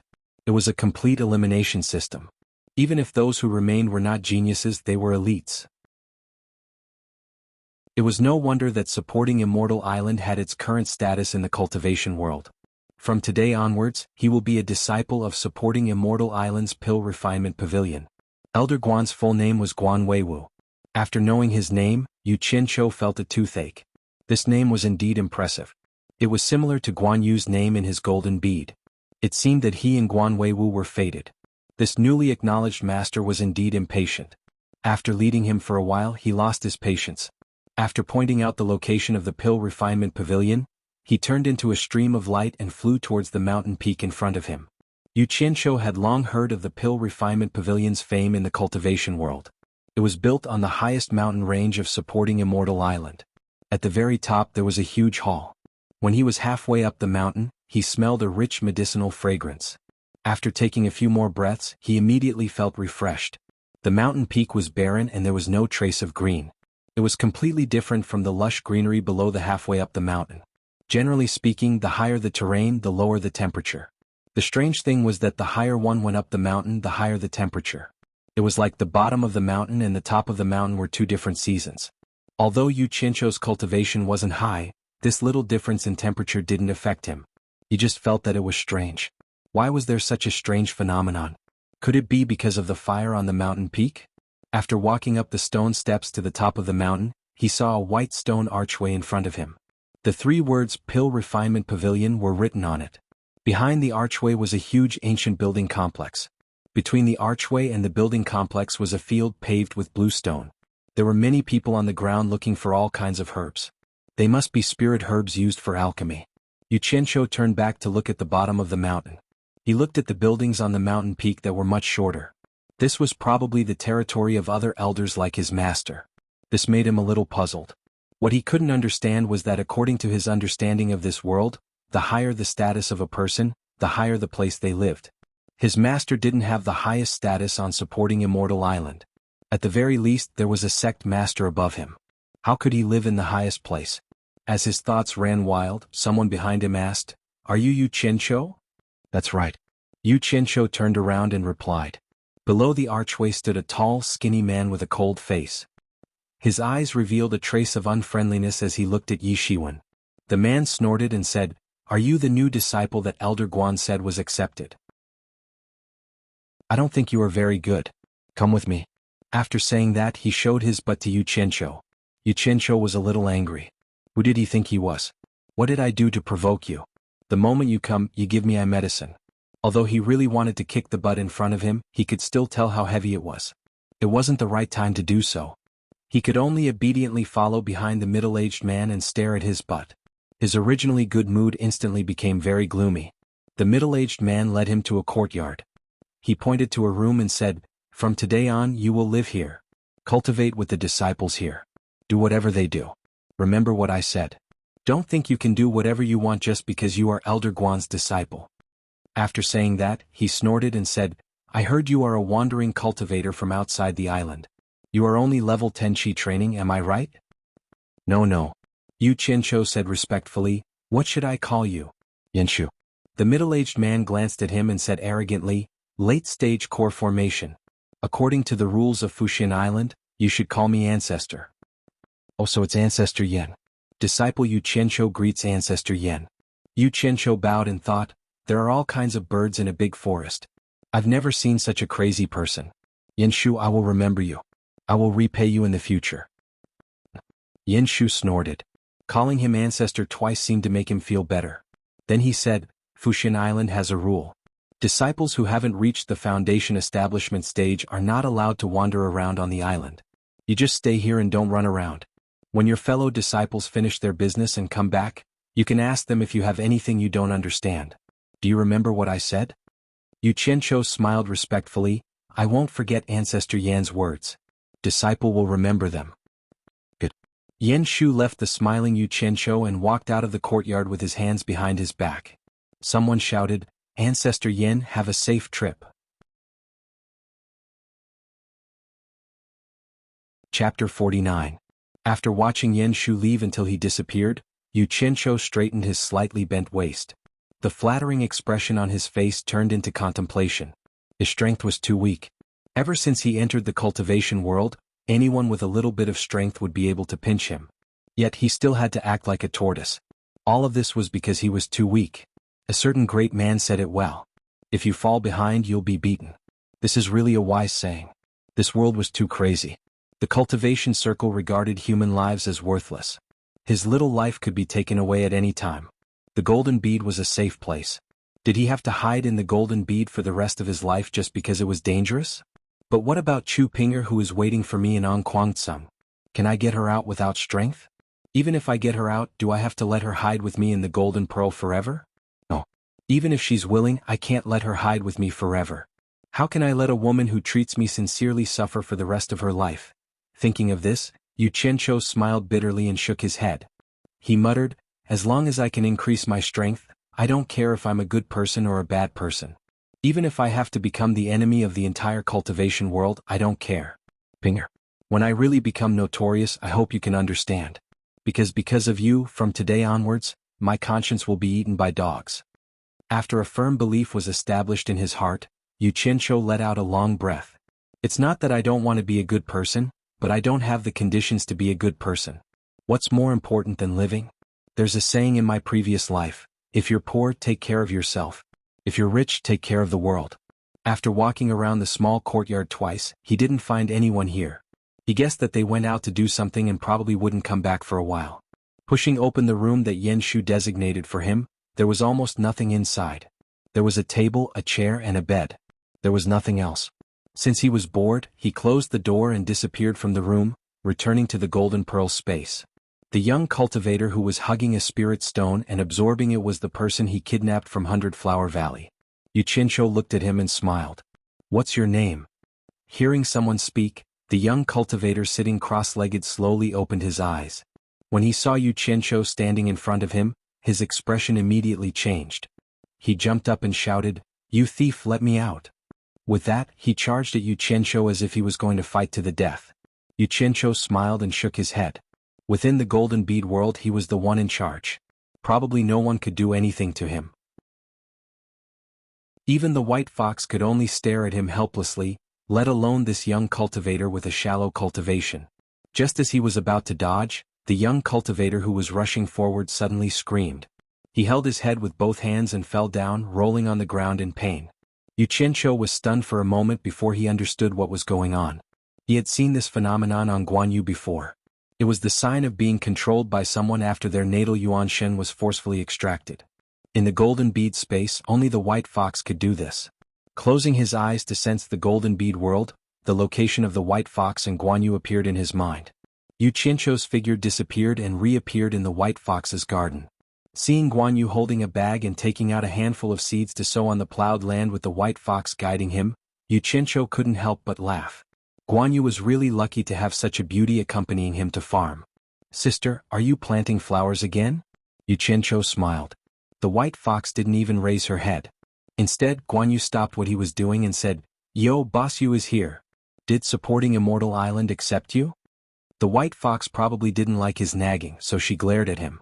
Guanyu smiled embarrassedly and took out the seeds to continue planting his flowers. Then she looked at Xianxia and frowned. "You joined supporting Immortal Island again?" From her tone, it seemed that she didn't like people who joined other sections. "Ah, yes." Xianxia originally wanted to ask Guanyu about supporting Immortal Island, but he heard the unhappiness in the white fox's words. He changed the topic and said, "Sister, you guys go on with your work. I still have something to do." Before the white fox could say anything, he disappeared and reappeared in front of the young cultivator. The young cultivator was sitting on the ground with a pale face. Xianxia asked again, "What's your name?" The young cultivator replied dispiritedly, "Qin Feng." Xianxia said with a smile, "Qin Feng, how many spirit stones can you earn by setting up a stall in a day? Look behind you, there are so many spirit stones that you can't use up. Use them however you want. Don't be half dead, get yourself together. Isn't it just having your natal primordial spirit taken away? You will get used to it after a long time. If you don't believe me, you can go to the flower garden over there. There is a guy called Guanyu there, and his natal primordial spirit was taken away just like you.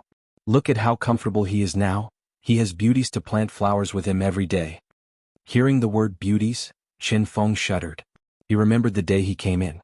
When he was making a fuss, a woman as beautiful as a fairy suddenly appeared. He had never seen such a beautiful woman before, and he couldn't help but be mesmerized.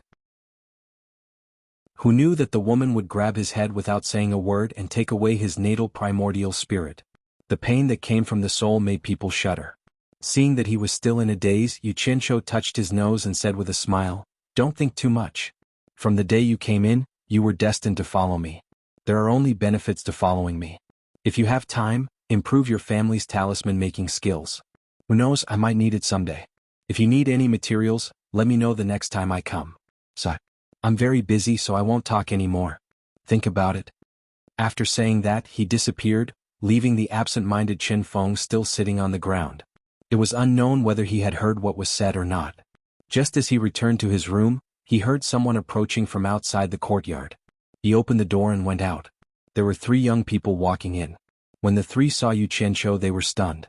After looking at each other, one of them opened his mouth and asked, "You are Xianxia?" "That's right."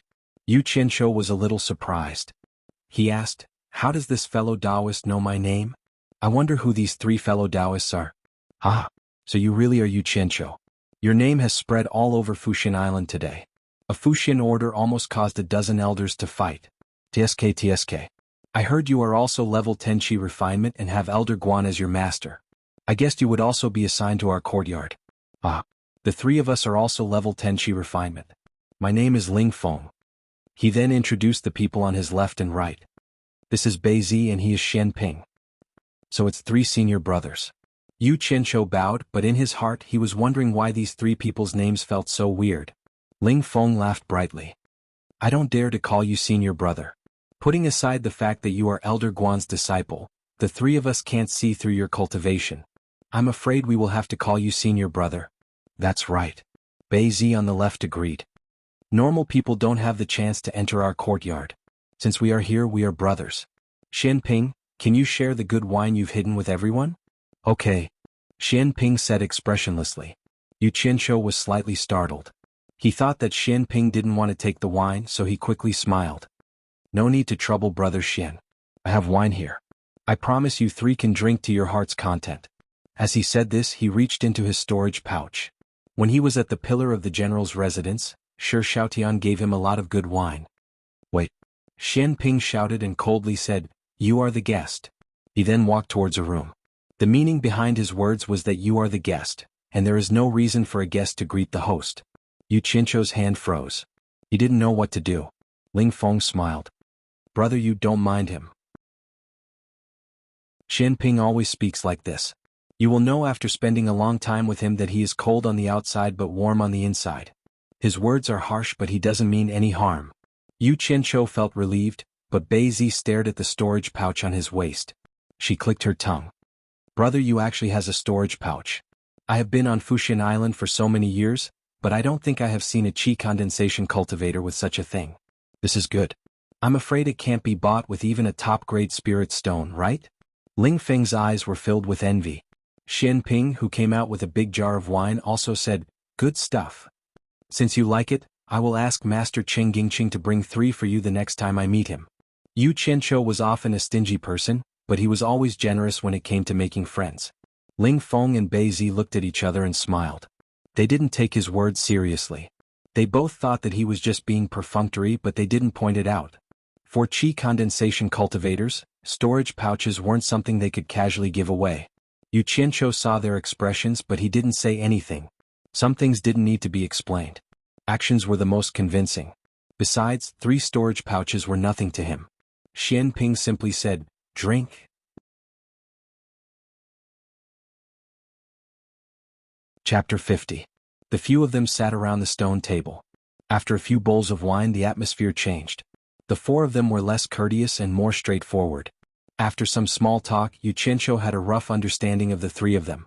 He could tell that Ling Feng and Bei Zi were candid and straightforward. They were passionate people, which was rare in the cultivation world. As for Xian Ping, he was a man of few words, but one sentence could make people choke. The 3 of them had good characters. Yu Qianzhou felt that the 3 of them were worth befriending. Besides, it wasn't a bad thing to make a few friends in an unfamiliar place. However, characters were rare in the cultivation world. Moreover, he met 3 of them at once. Yu Qianzhou had to ask in a roundabout way. It turned out that there was no other reason other than the fact that the 3 of them did not know how to conduct themselves. To put it bluntly, it was because the 3 of them did not know how to follow the waves and flatter the people in charge. Thus, the 3 of them were chased together. Usually, they would only do rough and menial work that no one was willing to do. It could also be said that the 3 of them would rather break than bend the knee and cause trouble. Unfortunately, the 3 of them didn't have a good aptitude. They had failed to build their foundation once. If they failed a second time, they would be chased out of Fuxian Island. Yu Qianzhou was dumbfounded. What was the meaning of him being sent here? Why was he put together with 3 people who had no future? Was Guan Weiwu going to burn the bridge after crossing it? Was he going to ignore him after getting the immortal supporting token? Ling Feng seemed to see through his depression. He drank the wine in his bowl and smiled. You were brought here by Yan Shu. I'm afraid there are some things you don't know. Yan Shu's father was Elder Yan Tuo, who was in charge of the miscellaneous matters of Fuxian Island. When Yan Shu joined the Elixir Refinery Pavilion, he used his father's name to ask Elder Guan to be his master. In the end, Elder Guan didn't give him any face. He rejected him on the spot and gave him a random master. Yan Shu was a narrow-minded person, a real villain. At that time he was furious, but he couldn't do anything to Elder Guan.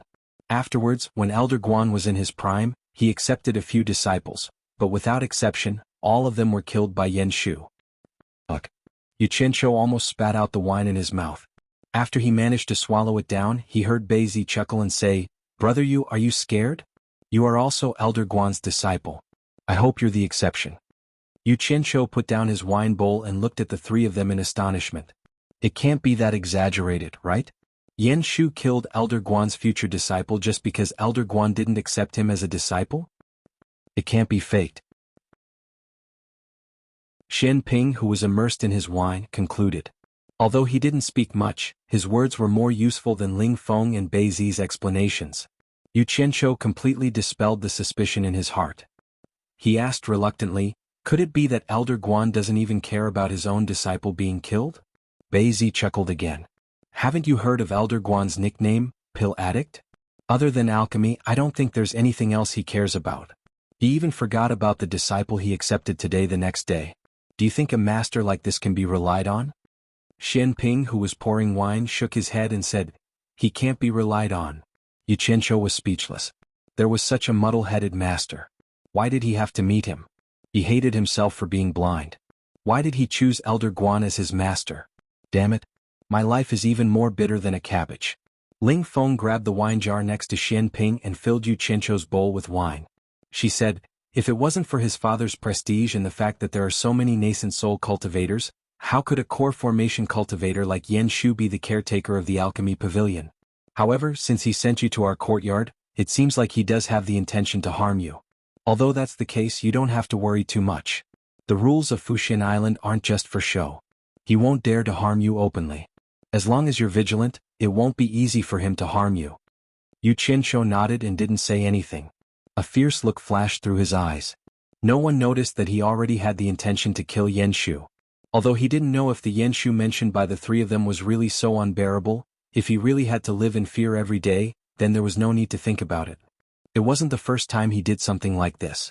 However, in order to succeed in building his foundation, he still had to endure it. It was hard to find a sect with such good conditions. Moreover, what he heard was only a one-sided story from the three of them. Some things were better to see with one's own eyes. Thinking about this, Yu Qianzhou cupped his hands and smiled. Thank you, three brothers, for your reminder. I'll remember it. This is the first time we've met, so let's not talk about this disappointing thing. Everyone says that Fuxian Island is a blessed land. I haven't seen the beautiful scenery here. I wonder if the three brothers can take me there to see it? Xian Ping shook his head. No. Yu Qianzhou was startled. What? Didn't Yan Shu tell you that disciples under the foundation establishment stage can't wander around without permission? Ling Feng asked curiously. The other two also looked at him. Yu Qianzhou thought that Yan Shu really did tell him such a rule. At that time he thought that Yan Shu was just scaring a newcomer like him, so he didn't take it to heart. Now it seemed that it was true. He couldn't help but ask, is there really such a rule? Why is that? It's very simple. Ling Feng said, only disciples above the foundation establishment stage can be considered as true disciples of Fuxian Island. They can enter any place on Fuxian Island that doesn't have any restrictions. This includes going to the scripture depository to read all kinds of cultivation books that can be made public in the sect. Secondly, every sect has secrets that they don't want outsiders to know. Fuxian Island is no exception. The most important thing is that disciples who fail to build their foundation 3 times will be expelled from the sect. Brother Yu, now you should understand why disciples under the foundation establishment stage can't wander around without permission, right? I understand. They're afraid that those expelled disciples will leak the secrets of the Fuxian Island. Yu Qianzhou frowned. In other words, disciples who haven't reached the foundation establishment stage like us aren't considered true disciples of Fuxian Island. Ling Feng stood up and patted his shoulder with a smile. Brother, you don't take it too hard. In the entire cultivation world, which sect's disciple is like Fuxian Island that has 3 chances to obtain the foundation establishment pill? I'm afraid there's no other sect other than Fuxian Island. Just this alone is enough to make other sects' disciples envious. As far as I know, some sects' disciples don't even have the chance to get a foundation establishment pill in their entire lives. Yes. Beizi nodded. I've thought it through. If I fail 3 times and get kicked out of Fuxian Island, I have nothing to say. The chances are the same. I can only blame myself for being inferior. Me too. The taciturn Xian Ping also agreed. They had misunderstood. It wasn't that Yu Qianzhou couldn't get over it, it was that Guan Yu was too dishonest. He didn't even tell him these basic things, causing him to be in the dark and keep asking idiotic questions. It was obvious that Guan Yu had a problem with his mentality, and he was deliberately trying to embarrass him. As for whether he was a true disciple of Fuxian Island, it wasn't important to him. As long as he built his foundation, everything was fine. Moreover, he had a trump card that could solve all his troubles. Thinking about this, Yu Qianzhou smiled. Wasn't Guan Weiwu the most powerful in the elixir refinery pavilion? Wasn't Guan Weiwu an elixir fanatic? I don't believe that the elixir recipe of an elixir ancestor can't deal with you. Chapter 51. He thought about how he had never looked at the pill formula in detail. Without a basic understanding of it, he reckoned that he wouldn't be able to fool Guan Weiwu even if he wanted to. With this thought in mind, he couldn't bring himself to drink any more. Xianxia raised his head and drained the wine in his bowl. He put down the bowl, stood up and apologized to the three. "I'm not feeling well. I'll go back and rest first. Next time I'll treat you all to a good drink." With that, he hurriedly turned around and left. The three of them stared at him in shock as he entered his room and closed the door. Ling Feng quietly said, "It looks like he's still taking things too hard." "It's nothing. He'll be able to accept it after some time," Beizi said. Xian Ping, who had been drinking silently, turned his head to look at the closed door. He suddenly said, "Not necessarily." Then he continued drinking. Ling Feng and Beizi looked at each other, unsure of what he meant by that. The moment Xianxia closed the door, he immediately disappeared from the room. He urgently wanted to find the white fox, hoping that she could help him remove the restrictions on the Jade Archive. Among the people he knew, the white fox was probably the only one who had that ability. Who else could he look for but her? She was able to set up a formation with just a few spirit stones, so she must have a certain understanding of formations and restrictions. Returning to the Golden Pearl, he used his divine sense to investigate and confirm the white fox's location. With a thought, he appeared outside the white fox's garden in the blink of an eye. There was now another capable assistant in the flowerbed. Chen Feng seemed to have thought things through and was busy farming with Guanyu. Seeing Xianxia's arrival, the former glanced at him before lowering his head and disappearing. He snorted coldly to express his dissatisfaction, while the latter happily nodded and smiled in greeting. Xianxia wasn't in the mood to pay attention to the two of them. He affectionately called out to the white fox, "Sister," and walked over. The white fox's peerless beauty, coupled with her white robe, stood among the green leaves and fresh flowers. It was very pleasing to the eye. She frowned slightly and said, "Why are you so diligent today? You haven't even been out for a day, right?" Xianxia smiled in embarrassment. He naturally couldn't directly say that he had something he needed her help with. However, he was also thick-skinned and could easily flatter her. Who told Big Sister to have a beauty that could captivate even the birds and beasts? A beauty that could outshine the moon and put flowers to shame. I missed Big Sister, so I couldn't wait to see beautiful Big Sister. One had to know that there were no such words of praise in this world that could captivate even the birds and beasts. Suddenly hearing such words from his mouth, the white fox, who knew she was beautiful and was used to being praised by others, could not help but feel her heart flutter and her pretty face blushed. No matter how extraordinary a woman was, who wouldn't want to be the most beautiful woman in the world? Who wouldn't want the nicest words of praise to be used on them? Even immortals were no exception. The heart under her plump chest was beating a little erratically. Looking at this younger brother who always said frivolous words to her, she wanted to get angry but couldn't. She had finally experienced this scoundrel brother of hers. Every time he said words that could make a woman flustered, she really couldn't stand it. Although she knew he wasn't really frivolous, she still had to act angry, otherwise he would become arrogant. She then asked coldly, "Your words sound nice, but I'm afraid you have something to ask me for help with?" The sister really knew him too well. She immediately saw through his intentions. However, when he was free, he really didn't come to see her. Xianxia was a little embarrassed to open his mouth. His eyes wandered around, pretending not to hear anything as he admired the flowers around him. Xianxia stared blankly at the flowerbed to his side, which had all sorts of flowers in full bloom. If he remembered correctly, the last time he came here, he had clearly seen Guanyu sowing the seeds. It hadn't even been a day since then, so why were the flowers already so red? How could they grow so fast? Could it be that he remembered wrongly? Xianxia thought that his memory was pretty good, but he didn't have a photographic memory.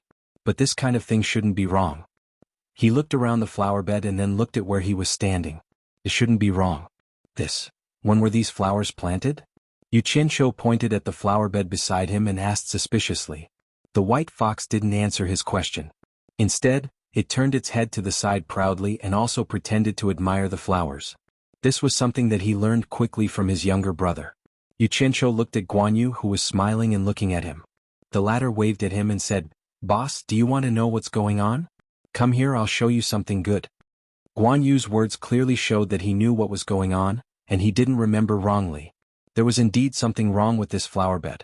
Xianxia nodded and walked over obediently. He asked curiously, "What good thing do you want to see?" Guanyu smiled and didn't answer.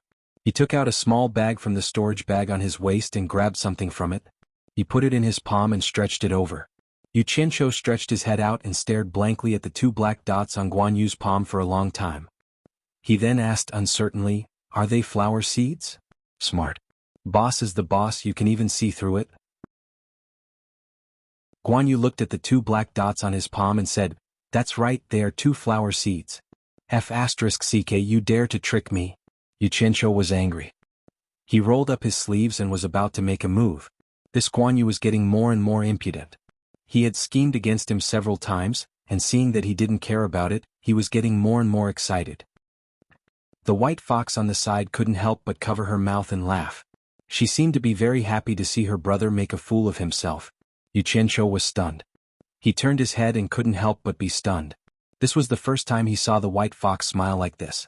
Under her smile, all the flowers around her paled in comparison. He finally understood why the ancients in his previous life would describe beauties as being able to outshine the moon and put the flowers to shame.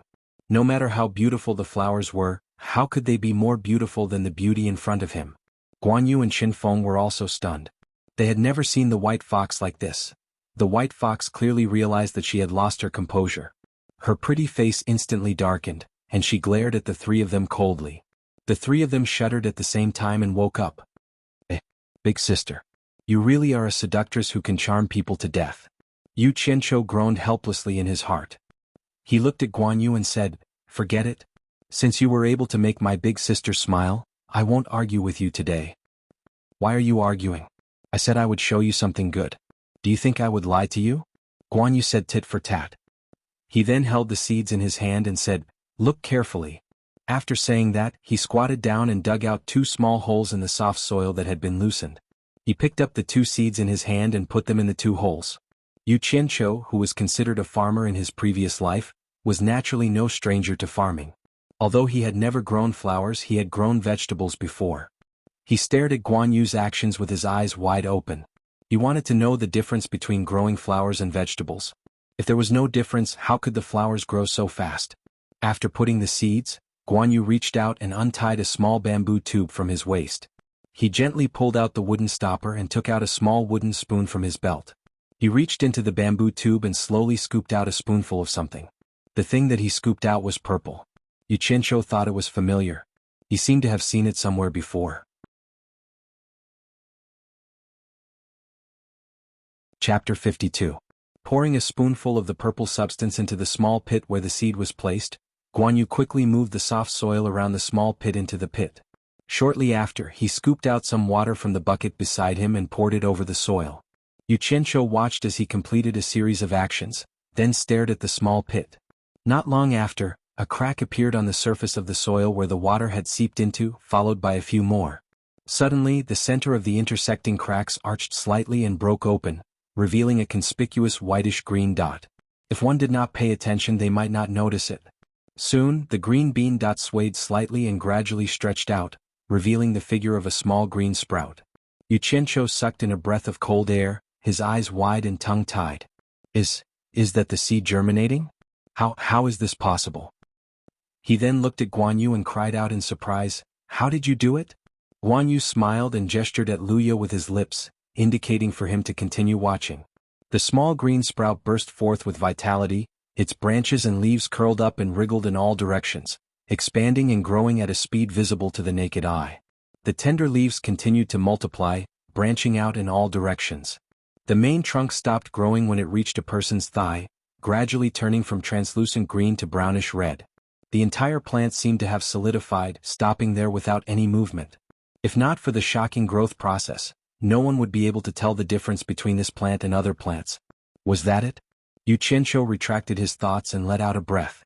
Suddenly the plant moved again, its branches and leaves swaying, attracting his attention again. The plant's silence seemed to be brewing something. Its branches were trembling, and the joints of the leaves and stems had bulges the size of beans. This was the case in many other places. When it reached the size of a broad bean, flower buds could be clearly seen. Then, as if something was trying to break free from its restraints, the flower buds struggled to break free. Bright colors began to bloom, expand, take shape, and solidify. Fresh flowers appeared in front of them, their petals bright and fresh, their stamens pitiful. After a long time, when there was no movement, the people standing at the side could smell a faint fragrance.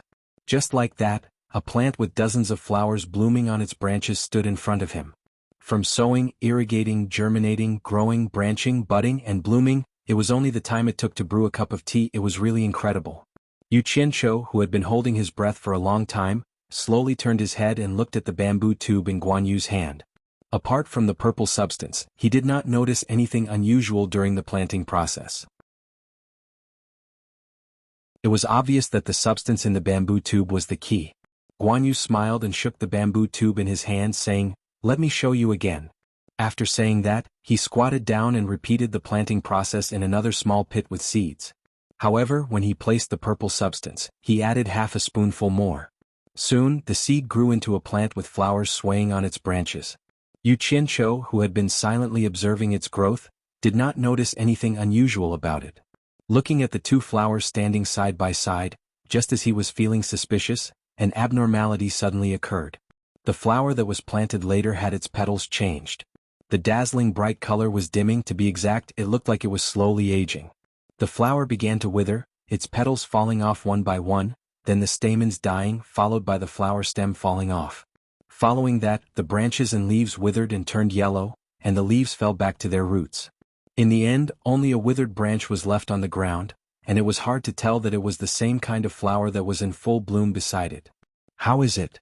Guan Yu shook the bamboo tube again and said with a smile, "What I showed you is not bad, right?" Yu Qianzhou nodded and said, "It is indeed a good thing. It can actually condense the growth process of a flower in the time it takes to brew a cup of tea. It is indeed amazing, but..." He suddenly pointed at the purple substance in the distance and asked, "What I want to know the most now is, what method did you use to store the purple chaos in this small bamboo tube?" Just as the flowers bloomed and withered, he suddenly felt something and guessed what was in Guan Yu's hand. "Ah, I knew I couldn't hide it from you." He originally wanted to tease Yu Qianzhou, but he didn't expect to be seen through so quickly. Guan Yu raised the thing in his hand and sighed, "Although I don't know what this is, you know this place better than I do. You said that this is the purple chaos, so it should be the purple chaos. It was purely an accident that I found out about its use." He looked at the purple chaos in the distance and said, "When I first saw this thing, I was very curious about what was behind the purple. After a lot of effort, I realized that although this thing is soft, I can't push it away, cut it, pierce it, or tear it. It is really amazing, let alone store it. I thought you might have a way. After all, you know this place better, but now it seems that you don't know." Yu Qianzhou nodded and said, "Then how did you do it?" "Ah, what a coincidence. A few days ago I was hungry, so I took a stick to catch a rabbit. No one would have thought that the purple chaos that couldn't even be broken by iron and stone could actually be cut by the stick in my hand. After trying a few more times, I finally realized that this purple chaos was not afraid of anything, only things with the wood attribute could restrain it. I made a wooden spoon and dug out a few pieces to store it, but I realized that using anything else to store it would be useless. Once I put it in, it would slowly disappear. In the end, I remembered that bamboo is also something with the wood attribute, so I got a piece and tried it. Ah, it really worked." Guan Yu laughed proudly. "So that's how it is." Yu Qianzhou suddenly understood. He then pointed at the bamboo tube in his hand and pointed at the blooming flowers and asked, "How did you know that it has such a magical effect? Did you also discover it by accident?" Guan Yu secretly glanced at the white fox and smiled sheepishly. "Haven't I been planting flowers every day? That day when I was bored, I got excited and wanted to see what the purple chaos would do as fertilizer, so I poured a tube of it. In the end I was shocked. Only then did I realize that the purple chaos had such a magical effect. After trying it a few more times, I found out that the amount of it can control the growth rate of the flowers. Tisk tiske, I didn't expect that there would be such a treasure in my territory. How unexpected." Yu Qianzhou sighed and said, "It must be useful for other plants too, right? Yinchang, have you tried other things?" The white fox at the side looked at Guan Yu. It seemed to be the first time it heard Guan Yu and Yinchang being addressed as such. Guan Yu nodded and said, "I've tried a few. They should be able to accelerate the growth of plants. However, I found something strange. The flowers and plants that we plant don't seem to bear fruit or produce seeds. Logically speaking, it's impossible. It's still understandable if there are a few. How can everything just bloom and not bear fruit? It's the same for the ones that grow with the purple chaos. You saw it just now. Is it related to this place? Boss, didn't you always say that this is your territory? Please explain it to me." Yu Qianzhou was also thinking about why. He didn't hear the meaning in Guan Yu's words that made things difficult for him. His gaze swept across the flower bed that was in full bloom. He seemed to feel that something was missing. After a while, his furrowed brows suddenly relaxed. Xianxia pointed at the withered branch that had experienced the ups and downs and said, "Yuncheng, do it the way it did just now." Chapter 53. Guan Yu saw the seriousness in his words and knew what he wanted to do, so he did as he was told. A moment later, a flower bloomed in front of them. Xianxia didn't say anything. Before the flowers withered, he quickly plucked a flower. He pinched the flower stem and quickly rubbed it against the other flowers. Soon, the stamen of the flower in his hand had intimate contact with the other stamens. Guan Yu didn't know what he was doing. Qin Feng stopped what he was doing. Even the white fox looked at Xianxia. The three of them looked at the flower with curiosity. Suddenly Xianxia smiled and said, "That's right. It should be like this." What happened next surprised the three of them. The flower that they thought would wither did not wither immediately. Instead, there was an additional procedure. The center of the petals began to bear fruits. After the fruits gradually took shape, the petals began to wither. After Xianxia did something to it, the plant didn't wilt. Instead, the wilting process turned into blooming. The three of them looked at Xianxia in disbelief. Guan Yu mumbled, "How is this possible?" Although the question he raised could not be considered as deliberately making things difficult for Big Boss Yu, it was still a little provocative. However, he never expected that Big Boss Yu would be able to solve the problem that even White Fox could not solve with just a wave of his hand. The peerless White Fox gracefully walked to the front of the fruit-bearing plant. Her slender jade-like fingers plucked one of the fruits. After her fingernails pinched it open, there were black seeds lying inside. She picked it up and placed it in front of her jade-like nose to sniff it. Her face was full of surprise. Qin Feng's resentful eyes were now looking at Xianxia with a hint of respect. Actually, to Xianxia this was common sense in his previous world. This was because there were no insects or bees to pollinate the flowers. These plants could only bloom but not bear fruit. If they didn't bear fruit, they wouldn't have any seeds. In his previous world, even elementary school students would know about this. Now that he was doing it, it was a little shocking. Xianxia couldn't help but feel embarrassed when he saw the three of them looking at him with stars of worship in their eyes. He chuckled and said, "Don't worship me. I'm just a legend. Look at you. Tell me what's going on." The white fox held the peeled fruit in her hand and shouted. Xianxia laughed and rubbed his nose. "Sister, it's a long story. It involves botany and biology. It's a huge systematic subject. I'm afraid you won't understand." At this point, he saw that the three of them had a look of curiosity in their eyes. His expression also became serious as he said, "I'm afraid that you won't understand if I explain it in a complicated way. I'll explain it in a simpler way. Everything in the world was divided into yin and yang. If there was a sky, there would be an earth. Just like if there was a sun in the sky, there would also be a moon. If there is light, there will be darkness. Everything in the world is also divided into yin and yang, which is what we call male and female. I've already said it very simply. I don't know if it's too complicated. Do you understand?" The three of them nodded to show that they understood. "That's good. Then I'll continue. Listen carefully." Xianxia made a fist and coughed. He continued, "Everything in the world is divided into yin and yang, male and female. It should be easy for you to understand. Whether it's humans, pigs, dogs, cows, or sheep, they are all divided into male and female. A man alone can't give birth to a child. Similarly, a woman alone can't give birth to a child. Therefore, there needs to be a union between a man and a woman. No matter if it's 2 legs or 4 legs, it's the same. I call these things that can move and walk zoology. Above zoology is biology. Biology refers to all living things in the world. Living things include plants. The so-called plants are what I'm going to talk about next. This is botany. Let me ask you one more time. Do you understand?" The three of them nodded again. They originally had a little bit of doubt in their hearts, but it was dispelled by his well-founded words. The atmosphere of learning was very strong.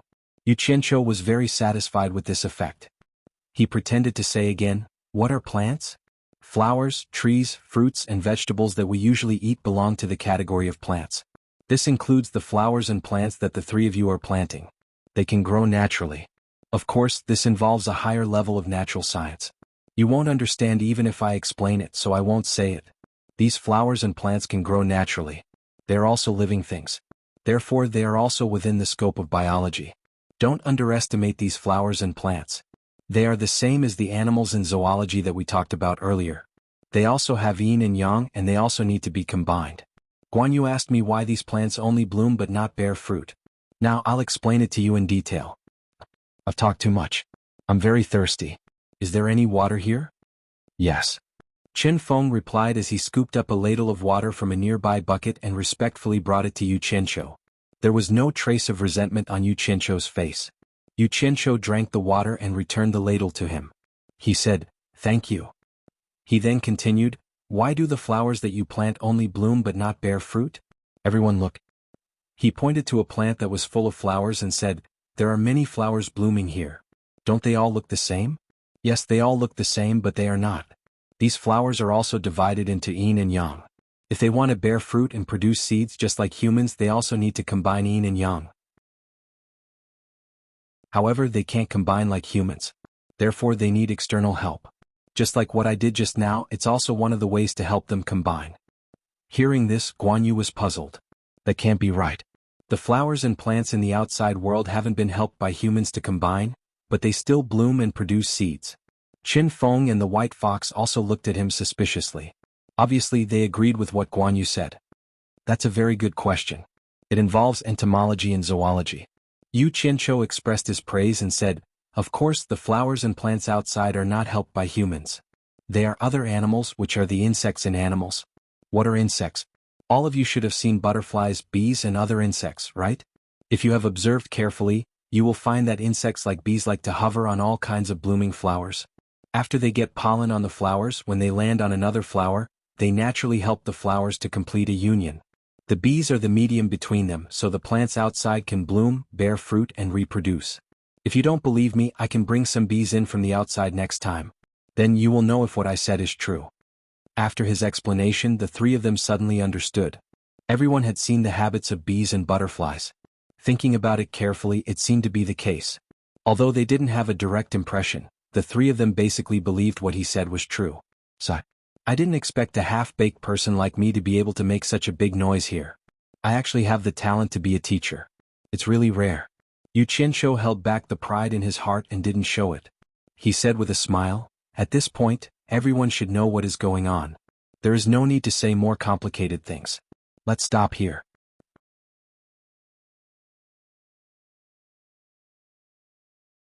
Chapter 54.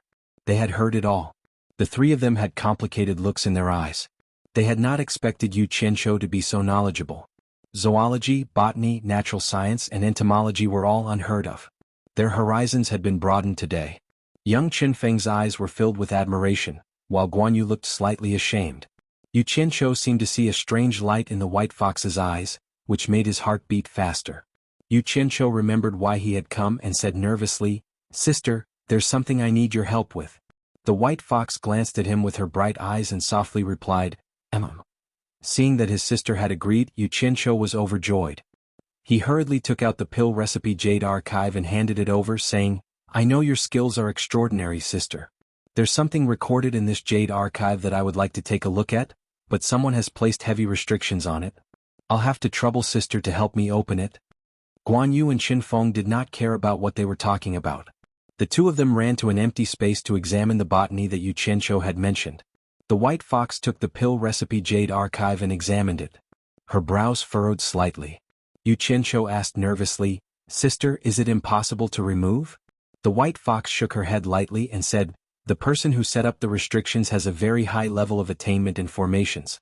There are a total of 7 layers of restrictions. The first layer has already been broken, and the first few layers are not difficult for me. However, the last few layers are ones that I have never seen before. I'm afraid it will take some time to break them. Otherwise, forcefully breaking them will damage the items inside." As she finished speaking, her slender fingers began to move on the jade archive. Yu Qianqiu knew that she was breaking the restrictions, but he could not understand what she was doing. He felt that it was extremely mysterious. After 3 rays of white light flashed on the jade archive, the white fox's fingers stopped moving.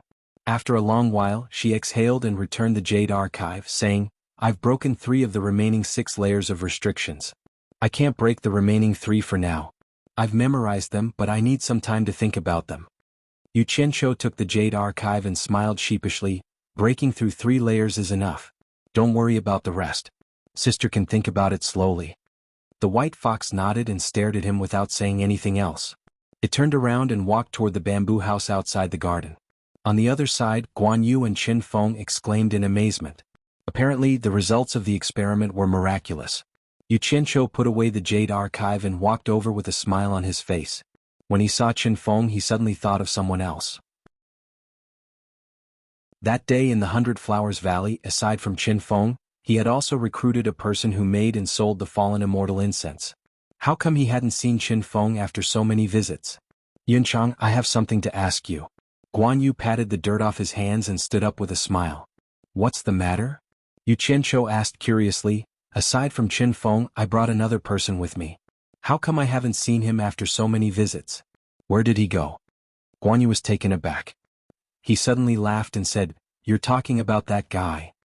He then put his mouth next to Yu Qianqiu's ear and whispered a few words.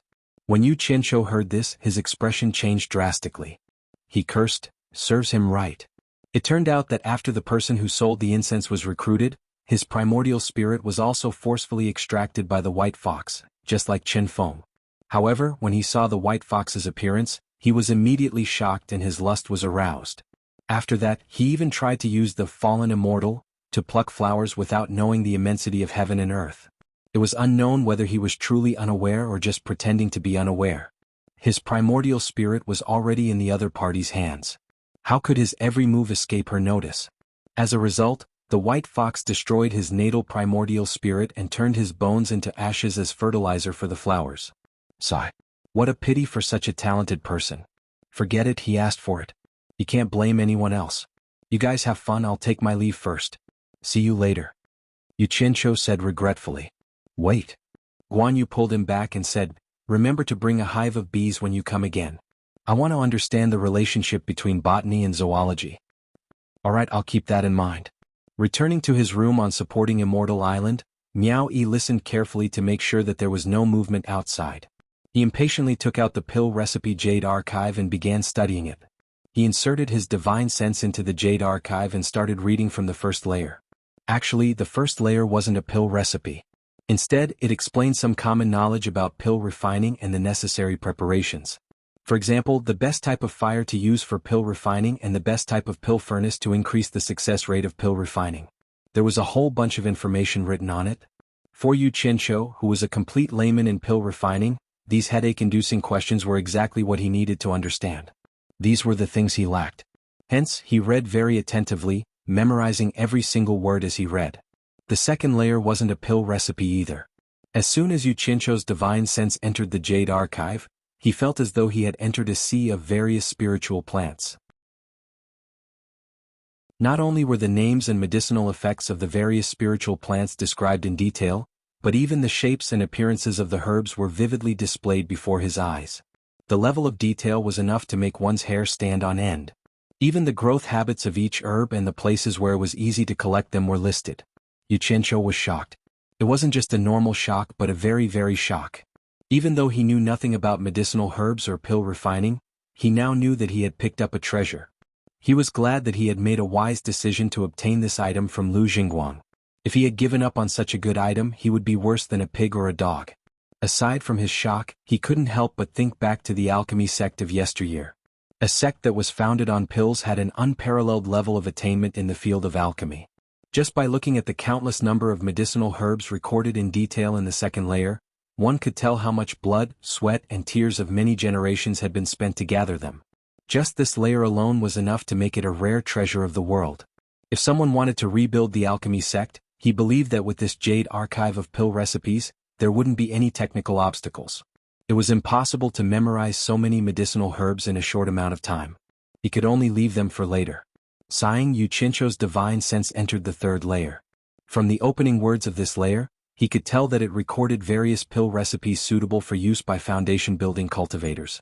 Beside the name of each pill recipe was written the effects of the pill. Below it was a list of the required medicinal herbs. Even the order and timing of the medicinal herbs to be used in the concoction, and the age of the medicinal herbs were written down in detail. There were also various problems that would occur before the concoction of the pill was completed. TSK. This was really good stuff. Even if a layman came across this item, as long as he followed the instructions, he would be able to concoct a miraculous medicinal pill. He didn't expect that a mere foundation-building cultivator would be able to use so many medicinal pills to aid their cultivation. This was really strange. Since the alchemy sect was able to concoct so many miraculous medicinal pills to raise their cultivation, then their strength shouldn't be weak. How could they have been exterminated by someone? As Xianxia was reading, his eyelids suddenly twitched. The 3 words "foundation-building pill" appeared before his eyes, immediately attracting his attention.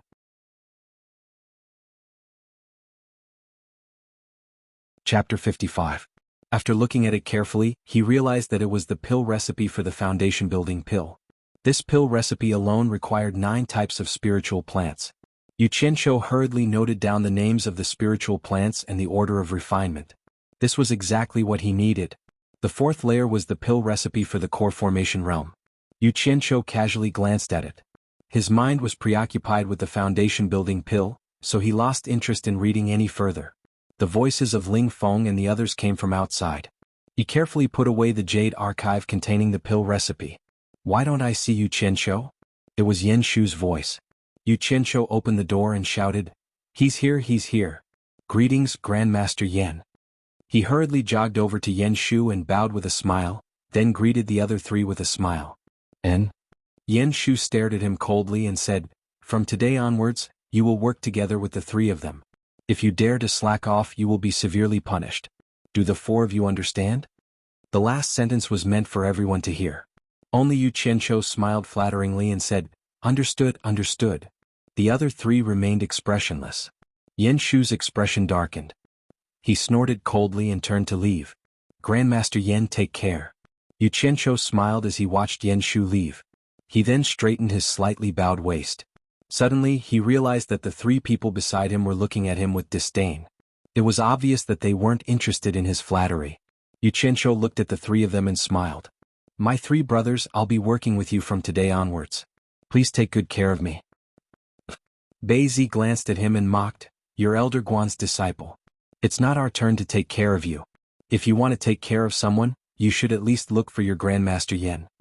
Ling Feng didn't even look him in the eye and said, "Let's go. Don't give Yan Shu an excuse." Xianping was even more ruthless. He shouted, "Wait." He then ran into his room and brought out the huge jug of wine that he had drunk yesterday. When he passed by Xianxia, he said, "I drank with a dog yesterday, I'm ashamed." He then threw the jug of wine down the hill outside the courtyard. The 3 of them then walked out of the courtyard. Xianxia was stunned for a moment before he understood what Xianping meant. This was the first time he had heard Xianping say so many words in one sentence.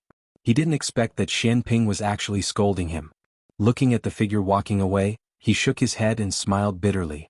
Yesterday they were drinking together like brothers, but today they were like enemies. He had no choice but to follow them. He thought to himself, "These 3 guys have really bad characters. They really hate evil as if it's their own enemy. I don't know if I should say that it's good that they're upright, or that they're pedantic.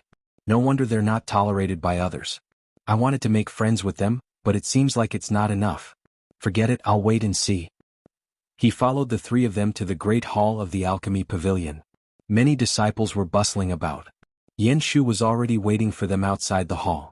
When he saw the 4 of them, he took out 4 jade archives and handed them to them. He said coldly, "This is your mission for today. Those who fail to complete it will be severely punished." Seeing that Ling Feng and the others had released their divine sense to examine the jade archives, Xianxia was about to do the same. Suddenly he saw 3 people walking out of the great hall. He knew all 3 of them. The ones walking in front were Guan Weiwu and Elder Fei of Wanfan Garden. The 2 of them were talking as they walked. Behind them was a beautiful woman. Xianxia had met her once before. She was the woman he had met in the shop on Fushin Island in the 100 Flowers Valley. He remembered that there was a man with this woman. The 2 of them looked very similar. He guessed that they were either brother or sister. The 2 of them addressed Elder Qin as senior uncle. Obviously, they didn't use the messy form of address on Fushin Island. The shopkeeper in the shop addressed them as young palace master and young Mississippi. It seemed like this girl had a powerful background. When they walked to the side of the few people outside the hall, Elder Guan, who had always been domineering, actually said to Elder Fei politely, "Please." Elder Fei smiled bitterly and said, "Just don't push my Wanfan Garden too hard in the future." The arrival of the 2 alarmed the crowd. One after another they greeted, Elder Guan, Elder Fei. Only Yu Qianqiu called out, "Greetings, master." It was unusually ear-piercing and attracted the attention of the crowd. When Guan Weiwu saw that it was Yu Qianqiu, he happily nodded at him. Clearly, it wasn't as Ling Feng and the others had said, that this muddle-headed master would forget who his disciple was. When Elder Fei saw that it was Yu Qianqiu, his face twitched slightly, as if he had recalled some unpleasant memories. Then he rolled his eyes and stared at Yu Qianqiu, enunciating each word clearly, "So it's Yu Qianqiu." There was something wrong with this old fellow. Could it be that he was still brooding over the immortal supporting token? Yu Qianqiu suddenly felt that something was wrong. Thinking that this was the alchemy pavilion, he couldn't do anything to him, so he greeted, "Greetings, Elder Fei." "You are Yu Qianqiu?" The woman behind the two elders suddenly asked and then stopped talking. Yu Qianqiu was stunned. How did she know me? It seemed like I was very famous on Fuxian Island. Elder Guan looked at the woman strangely and asked, "You knew him before?" The woman shook her head and didn't say anything. It seemed like she was thinking about something. Elder Fei smiled mischievously and said, "Elder Guan, I have something to ask of you." As he spoke, his eyes were obviously staring at Yu Qianqiu with bad intentions. It made the latter's heart beat faster. Elder Guan also looked at Yu Qianqiu and frowned. "What's the matter?" "Elder Guan, you also know that my myriad fragrance garden is short of manpower. The sect leader also said that he would transfer some people to me. I see that your disciple is very smart. Why don't you lend him to me for a while?" Elder Fei said indifferently. Yu Qianqiu let out a strange cry. This old fellow was obviously using his position to take revenge. If he really went, who knew what would happen to him? Immediately, a pitiful expression appeared on his face as he looked at Guan Weiwu. Elder Guan didn't say anything. He was a pill addict, not an idiot. Naturally, he could see that Elder Fei had bad intentions for his disciple. On the other hand, Yan Shu seemed to see something fishy. He looked at the pitiful Yu Qianqiu and then looked at Elder Fei, who had a sinister smile on his face. He smiled thoughtfully. "What? Elder Guan, you can't bear to part with your disciple?" Elder Fei asked. His eyes glanced at the woman behind him. Elder Guan also looked at the woman and sighed. He said to Yu Qianqiu apologetically, "Yu Qianqiu, go to Elder Fei's myriad fragrance garden and help him for a while. When you come back, I will personally teach you the way of alchemy." "Master, can I not go?" Yu Qianqiu begged. "How dare you?" Yan Shu shouted, "A Qi refinement stage disciple dares to bargain with an elder of our pavilion. Do you still have any respect for Fuxian Island's rules?" Yu Qianqiu was startled. "Motherf asterisk Ker, what did I do to provoke you? My life is already bitter enough, so why did you run over to join in the fun? Seeing me sucking up to you, do you really not know who you are? Now that my future is uncertain, I don't care who you are." He was immediately enraged. He opened his mouth and shouted even louder than Yan Shu, "Yan Shu! Shut up! Who do you think you are? What does it have to do with you that I am talking to my master? Since when did you have the right to interrupt an elder's question? Do you still have any respect for Fuxian Island's rules? Do you think that just because your father is an elder, you don't care about the other elders? Do you really think that Fuxian Island belongs to your family? In front of my master and Elder Fei, it's not your turn to show off your might. Get lost."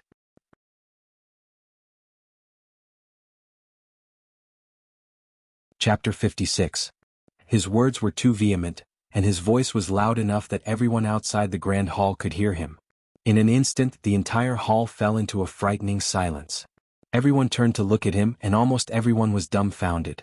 Ling Feng and the other two, who were initially mocking Yu Qianqiu for sucking up to him, had their mouths wide open in disbelief. Elder Guan and Elder Fei were also a little dumbfounded.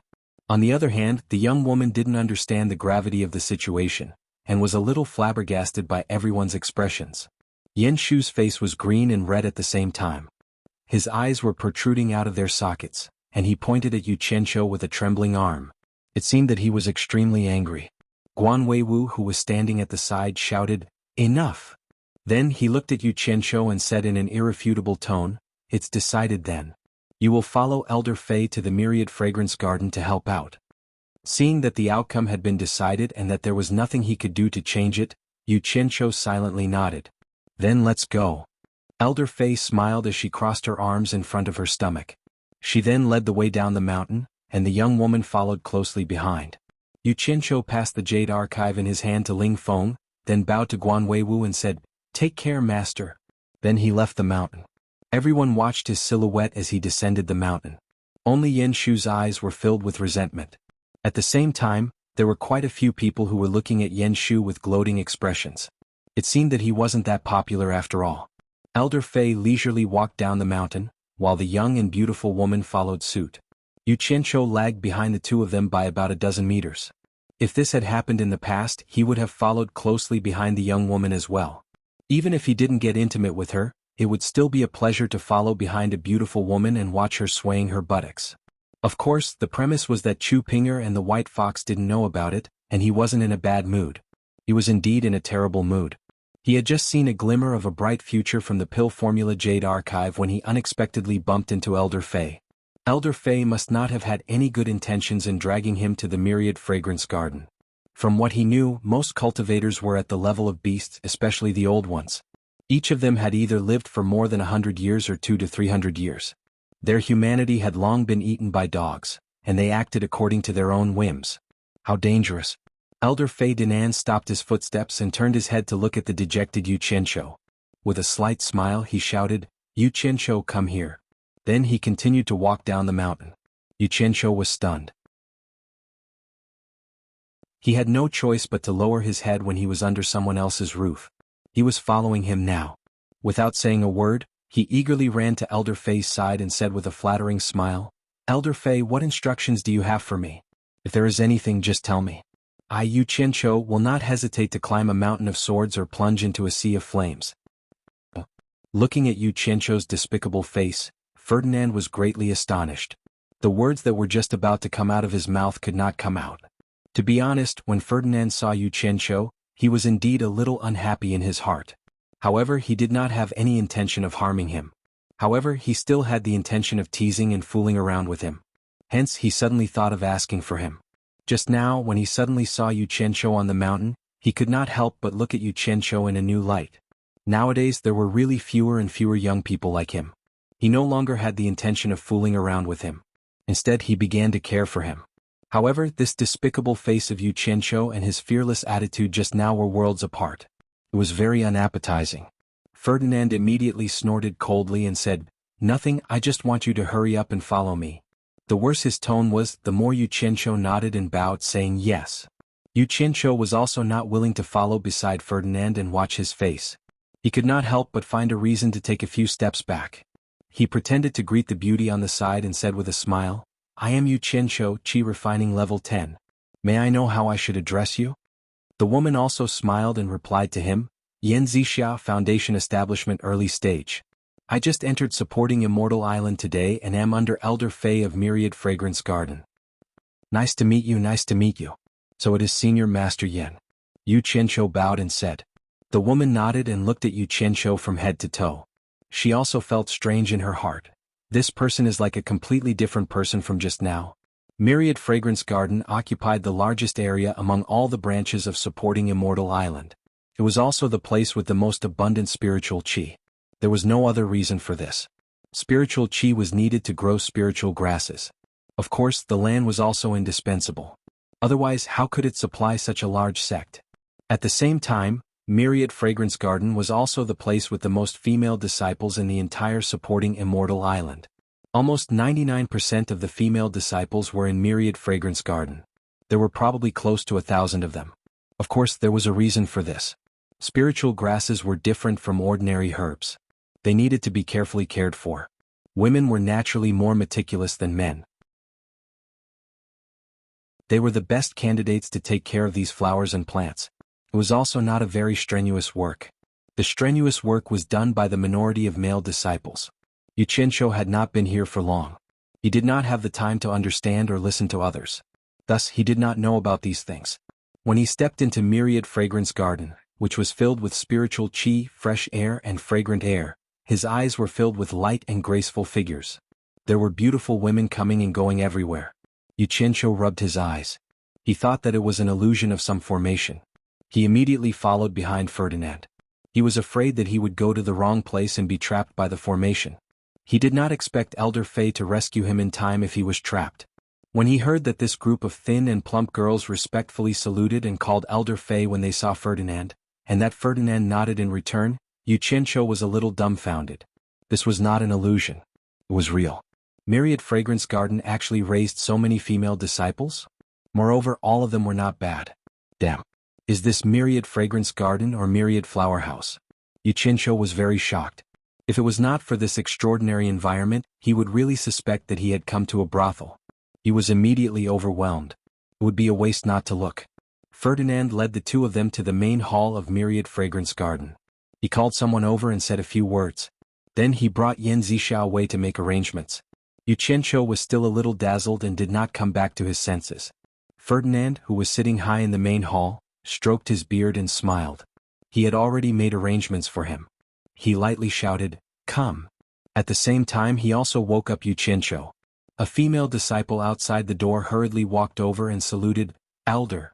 Elder Fei pointed at Xianxia and said, "This is the disciple I borrowed from the alchemy pavilion to help. His name is Xianxia. Bring him to Ma Jianghu. Tell Ma Jianghu that the matter of raising spirit grass in Myriad Fragrance Garden will be handed over to Xianxia." A surprised look flashed on the female disciple's face. She saluted and said, "Disciple understands. What kind of work is raising spirit grass?" As Xianxia was secretly muttering, he heard Ferdinand ask, "Xianxia, do you have any dissatisfaction with this elder's arrangement for you?" No, disciple resolutely obeys Elder Fei's arrangement. Xianxia smiled respectfully. "That's good." Ferdinand waved his hand and said, "Bring him away." Yes. The female disciple respectfully retreated. Xianxia vaguely felt that something was wrong. It was not good for him to say anything more. He could only follow the female disciple obediently. You're tuning in to the Sword Dance in the Vast Sky YouTube channel. Don't forget to subscribe and join us on this journey to catch the most captivating stories.